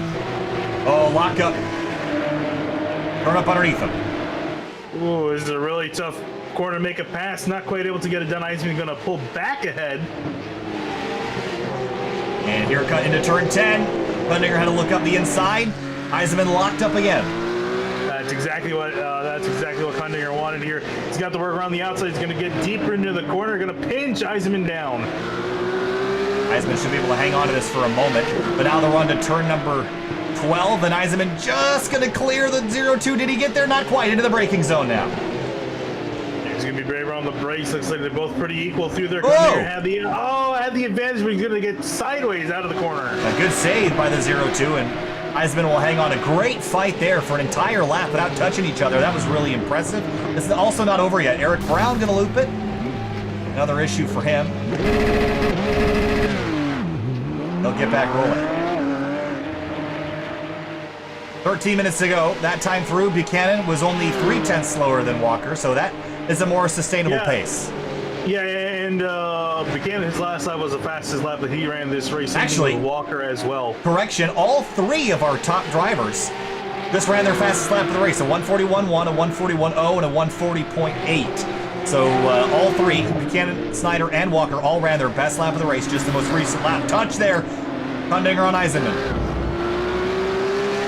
These guys getting a little aggressive on there. I'm sure Kundinger just a little bit frustrated after what happened. Ooh, as you see a car around, one of the bombshell guys. Andrew Mickey in the 86. It's exiting turn 3 here. Let's see if there was a touch for maybe the 9. Oh, just too much throttle for the 86. No contact there. And back up to Eisenman and Kundinger. These guys got really close to each other on the S's, almost making contact with Eisenman on another lockup into turn 10. Similar to what we saw in the Oh, last a touch again! Door. Yeah, another door slam is Kundinger gets all the contact there. Look at Nicholas Morelli had a gander up the inside, and Kundinger could not get the power down. That's going to kill that momentum for at least a lap or two.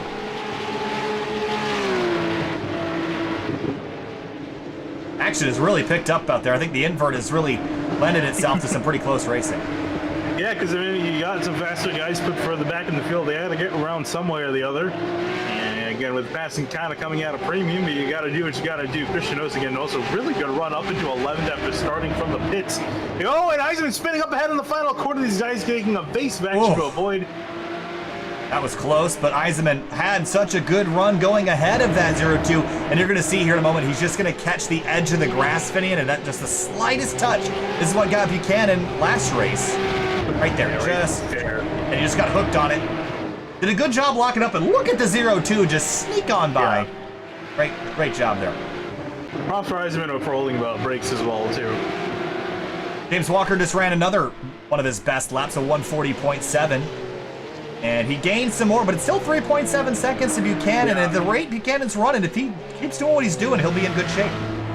Yeah, and it was a little bit slower last time through, but he's running some decent laps and some slower laps as well. So Buchanan, they're definitely keeping a manageable pace. And remember, too, Walker's got to get around Isaac Snyder, then get to Buchanan. So that's also going to cost him a little bit of time as well. Yeah, So you have to wonder how much is Isaac Snyder going to hold up James Walker. There's always the potential that those two get together, and then Buchanan won't even have to worry about it. But with 10 minutes to go and about 6 laps when they get back to the start-finish line, I'm liking the 40 car as it stands. yeah, I'm sure Buchanan is also going to be a very big Isaac Snyder fan to try to root him on to keep Walker in behind. Give him some breathing room. Carter Kundinger in 8th, Nicholas Morelli in 9th, and Christian Ost is putting all the pressure on that 0.95 into turn number 12. He's got a lot of spots ahead of him if he can get around these guys and get himself further into the top 10. There's Eisenman, Plord, and Mickey, 12th through 14th. All drivers that have had a lot better pace than where they're running. Yeah, and again, you know, you can be as fast as you want if you can to keep the car on the track. Ooh, Eisenman almost got a little bit sideways again. Almost gets in the grass again as well. If you're looking for how much storage you get in the Porsche 911 GT3 Cup, there you go. I didn't even notice that. It almost looks like it's part of the livery. Lord's missing the hood off that car, the boot. Still running okay, though, in behind the 77. Yeah, he's actually been missing that since lap 1. I think that was the incident we saw him into turn 12. I think he hit the tire barrier.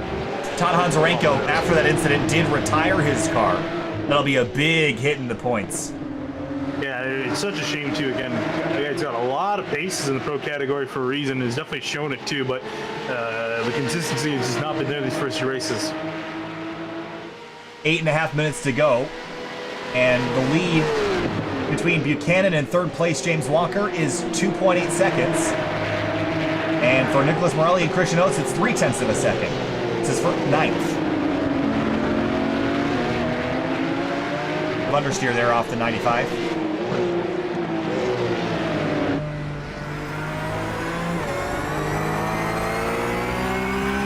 He's kind of hit a wall, Ost, the climb up that he's been struggling to get around some of these guys up ahead, especially Morelli. Morelli's been doing a great job defending this race so far. Yeah, that was a little bit overcooked, and he locked up the brakes and slid, and he managed to hang on to that car just enough. He'll keep his spot. Trouble behind, Eisenman off in turn 12. Yeah, this race has really been a struggle for Eisenman here. Just a mistake. Just got way too late on the brakes. Here's a look into 12, and again, a lot of drivers have been charging this braking zone. You can see it wiggle right there. And I've heard that, I was talking to Tom O'Gorman and DJ Alessandrini the other night. They were telling me that cars without ABS, they will wiggle before they break loose and go out of control. And Eric Brown just looped it again. Look at this. Ostar on the outside of Nicholas Morelli. Well, that was real tight through turn 3. Yeah, oh, you see Morelli disappear for a second. Still side by side into turn 4. Morelli going to absolutely send it up the inside and brute force his way past Ost. Great run there. Meanwhile, for 2nd, James Walker has caught Isaac Snyder. He's 2.3 back from the leader, but half a second back from 2nd place Snyder. Yeah, if I'm Snyder, I'm a little bit worried. If I'm Buchanan, I'm slightly less worried. But it really really all depends how much can Isaac Snyder hold off Walker, if at all. We'll have to see here now that he's caught back up. Well, I can tell you, James Walker has not been catching these cars all that fast now. So I don't think it's going to be a very easy process here unless Snyder makes a mistake. That's going to be the big thing for the 33. It's not been a particularly good run these the first 2 races of the night. No, and some of those mistakes were self-inflicted. And it looks like he's kind of gotten his ducks in a row and has had a pretty consistent race, but a slight mistake there. That's going to give Walker the inside, and that will be a little bit easier than I think Zach Buchanan wanted. Yeah, but that held them up quite a bit. They both had to slow down a lot. And they're still side-by-side passing not done. Snyder's actually got a run on Walker heading down to turn 1. And the question is, can Snyder hang on to this spot? Walker's in deep. Snyder going to roll the outside, but not enough. Walker is through to second, and Buchanan got a run. 3.2 seconds with 6 minutes to go. Yeah, but that actually did, even though the pass wasn't as hard as Buchanan would have liked, that actually went 7/10 in Buchanan's favor because Walker was held up through the final corner. So it's going to be close. Definitely going to be close. Well, no mistakes can be allotted for the 40 car right now. The Project 2 driver out of Canada. Look at that car hippie-hopping over those bumps through turn 7. He is wheeling it right now and running within 2/10 of his best time. He's going to earn it if he's going to win this race. Yeah, and again, right now especially, do not, whatever you do, it's so tempting, just do not look at your relatives, look at the track ahead. I would turn it off. If you start looking, yeah, honestly, because it's just going to mess you up a lot. You're going to get concerned. You're going to start making mistakes, which again, as you're saying, can't afford to do at this stage. Yeah, he's got 3.3 seconds, and that 3.3 seconds will be largely dissipated by the white flag lap. So if you just turn it off and you focus and just not look at your mirror, you're more likely to have a clean run to the end versus checking it. You're going to get distracted and notice that he's coming. Nicholas Morelli and Christian Ost continue their fight as they have from the drop of the green flag. Ost up the inside, great run there.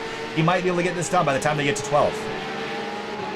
Yeah, it's going to be tough to do. Who's going to be braver on the brakes heading down to turn 12? They're both pretty much even, and a dead heat really going to get really hard on the brakes sideways for him, sliding on the tires, and he's going to still get ahead of Ost. He's been doing a great job in these braking zones. So defensive, and he's losing out of control, but he's managing to stop the car in time, which is all that you really need to do. Ost almost gave him a shot there into turn 15.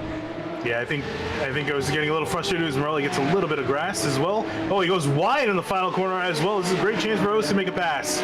Oh, a slip there as he's going to go defensive down the front straight. Ost isn't going to follow. He's going to go to the left. I don't like that, though. I don't think he can make a pass out there. Yeah, he's got a really big run. It was almost entirely clear. Morelli heading down to the first turn. Goes way out wide, though.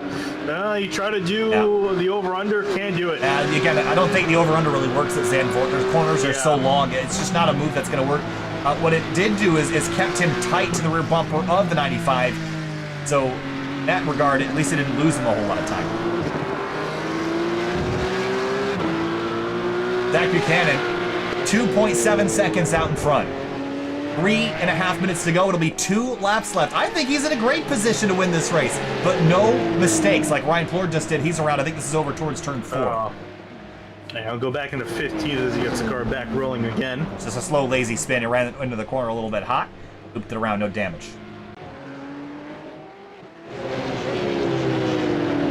Hunter Kupfer following this fight for 9th, hoping to pick up the pieces if they get together. Oh, and honestly, at the rate the way that both these guys are driving, they're more likely they're not going to get together.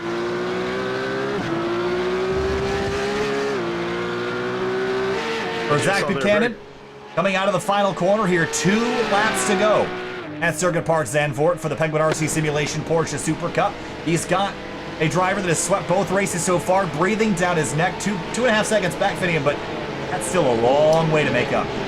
Yeah, it is, especially at the rate that he's catching him at this rate. Walker's not going to get there. He only made up 3/4 of a second last lap through. That's not enough to catch back up. As we see this battle we've been watching quite well. Morelli, Ost, and Unterkopf there coming out of the final corner. Brian Stone and Chris Hudson for 5th into turn number 1 as well.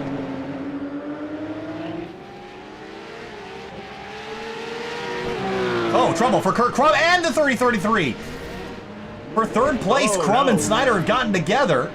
And here comes the 5th place and 6th place Stone and Hudson right into this group. Let's briefly go back and see what happened. I have to imagine, I don't think there was a touch. Snyder's just going to crash here into 4.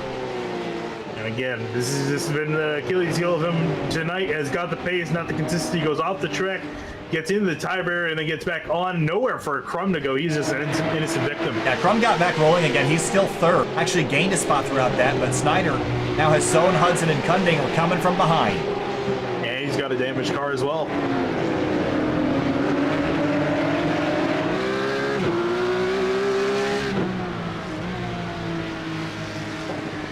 Zach Buchanan leads this race by 2.4 seconds. Yeah, he can take just a bit of a breather, not completely back off the pace, but it can, just make sure it back just a little bit off to ensure he doesn't go flying off the track. But a really solid drive, just one more lap. White flag in the air for Zach Buchanan to pick up his first victory in SCRS Penguin RC Simulation Porsche Super Cup. Couple kilometers left to hang on. Walker still quicker, and 0.3 of a second is nothing to laugh at. He's much, much faster. The problem is he's just going to run out of time. He got held up, and think back to where he got held up by Isaac Snyder. That could have been the difference. I think that very much was the difference. He would have been a lot closer if it wasn't for that. So I'm sure Buchanan can give his thanks for that. And that, speaking of which, looking in behind, this is behind Snyder. This is Sohn, Hudson, and Kundinger going at it for a position for 5th. And teammates ganging up on one of the Penguin RC cars. Hudson out wide, going to give the spot to Kundinger. Almost looked intentional there. Yeah. I don't think it was. I think he just slipped and let 0-2 on by.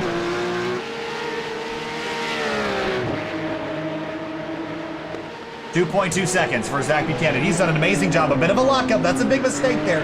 It's going to kill off some time. But he's in no danger. It's just coming back to the stripe without looping the car. Ryan Sohn has gone off. Oh, yeah, this is off in turn 8. After running it, he's going to drop to 7, now 8th as Lidke goes past Morelli, and Osto go barely past him. Oh, and now here comes Unterkuffler to the inside. He wants to hang on to a top 10. He's got to stay in front of this 9 car. I'm not sure that's going to be possible. And Unterkuffler goes through to 10th. Christian Ost started from the pits, Finian, all the way to the back to 9th place. A great run for the 157.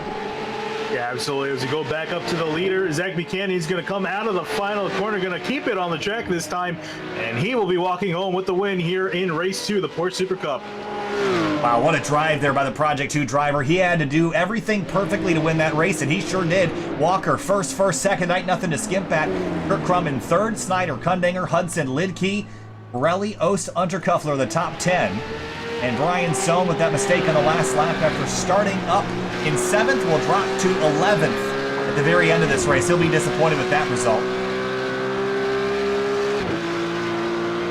And the rest of the field sneaking on through. Eisenman and Shabelski, the last fight, 13th and 14th here. Whoa, boy. I'm not sure that was intentional enough. Eisenman flying almost sideways out of the final corner. Comes across the line 13th and 14th, then Ryan Plord in 15th. Andrew Mickey, the pole sitter, will limp his car back in 16th as we have a look here at our race results. What a job well done by Zach Buchanan. And after a couple mistakes last week, was kind of kicking himself a little bit, but still had some pretty good runs. And the pace was there, but an all-Canadian top 2 here. Buchanan, Walker, and Kurt Crum out of the Atlantic. He comes in home in 3rd, then Isaac Snyder in 4th. Mick Blue. How about Mick? Oh, no, that's not right. How did Mick Blue end up in 5th? He didn't even start the race. I think you still got guys coming back across the line. I think that's probably why it's a little messed up. Yeah, it's definitely messed up. But our top couple was right, so we'll let that sort itself out.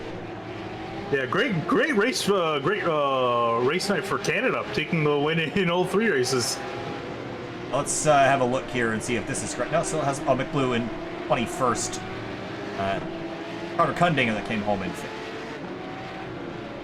I think it's probably a result of the racing being a little bit wonky. But Carter Kundinger was in 5th, and Chris Hudson in 6th, Drew Lidke 7th, Morelli 8th, Christian Ost 9th, Unterkuffler back in 10th. There we go, now it's all sorted out. Well, disappointments tonight, Finney, and there was a couple drivers that would have had a better night. Todd Hanzarenko with the incident down in turn 1. 20th, that's going to be a big hit in the points. Yeah, absolutely. And again, a driver with so much pace and potential just, again, has not been able to get the finishes together, and that's really been the problem for him. I hope to see we see him around for the next few races, because, again, he definitely has a shot, especially at getting a race win. All right, we'll be back in just a minute to talk to our race winners. Hang tight.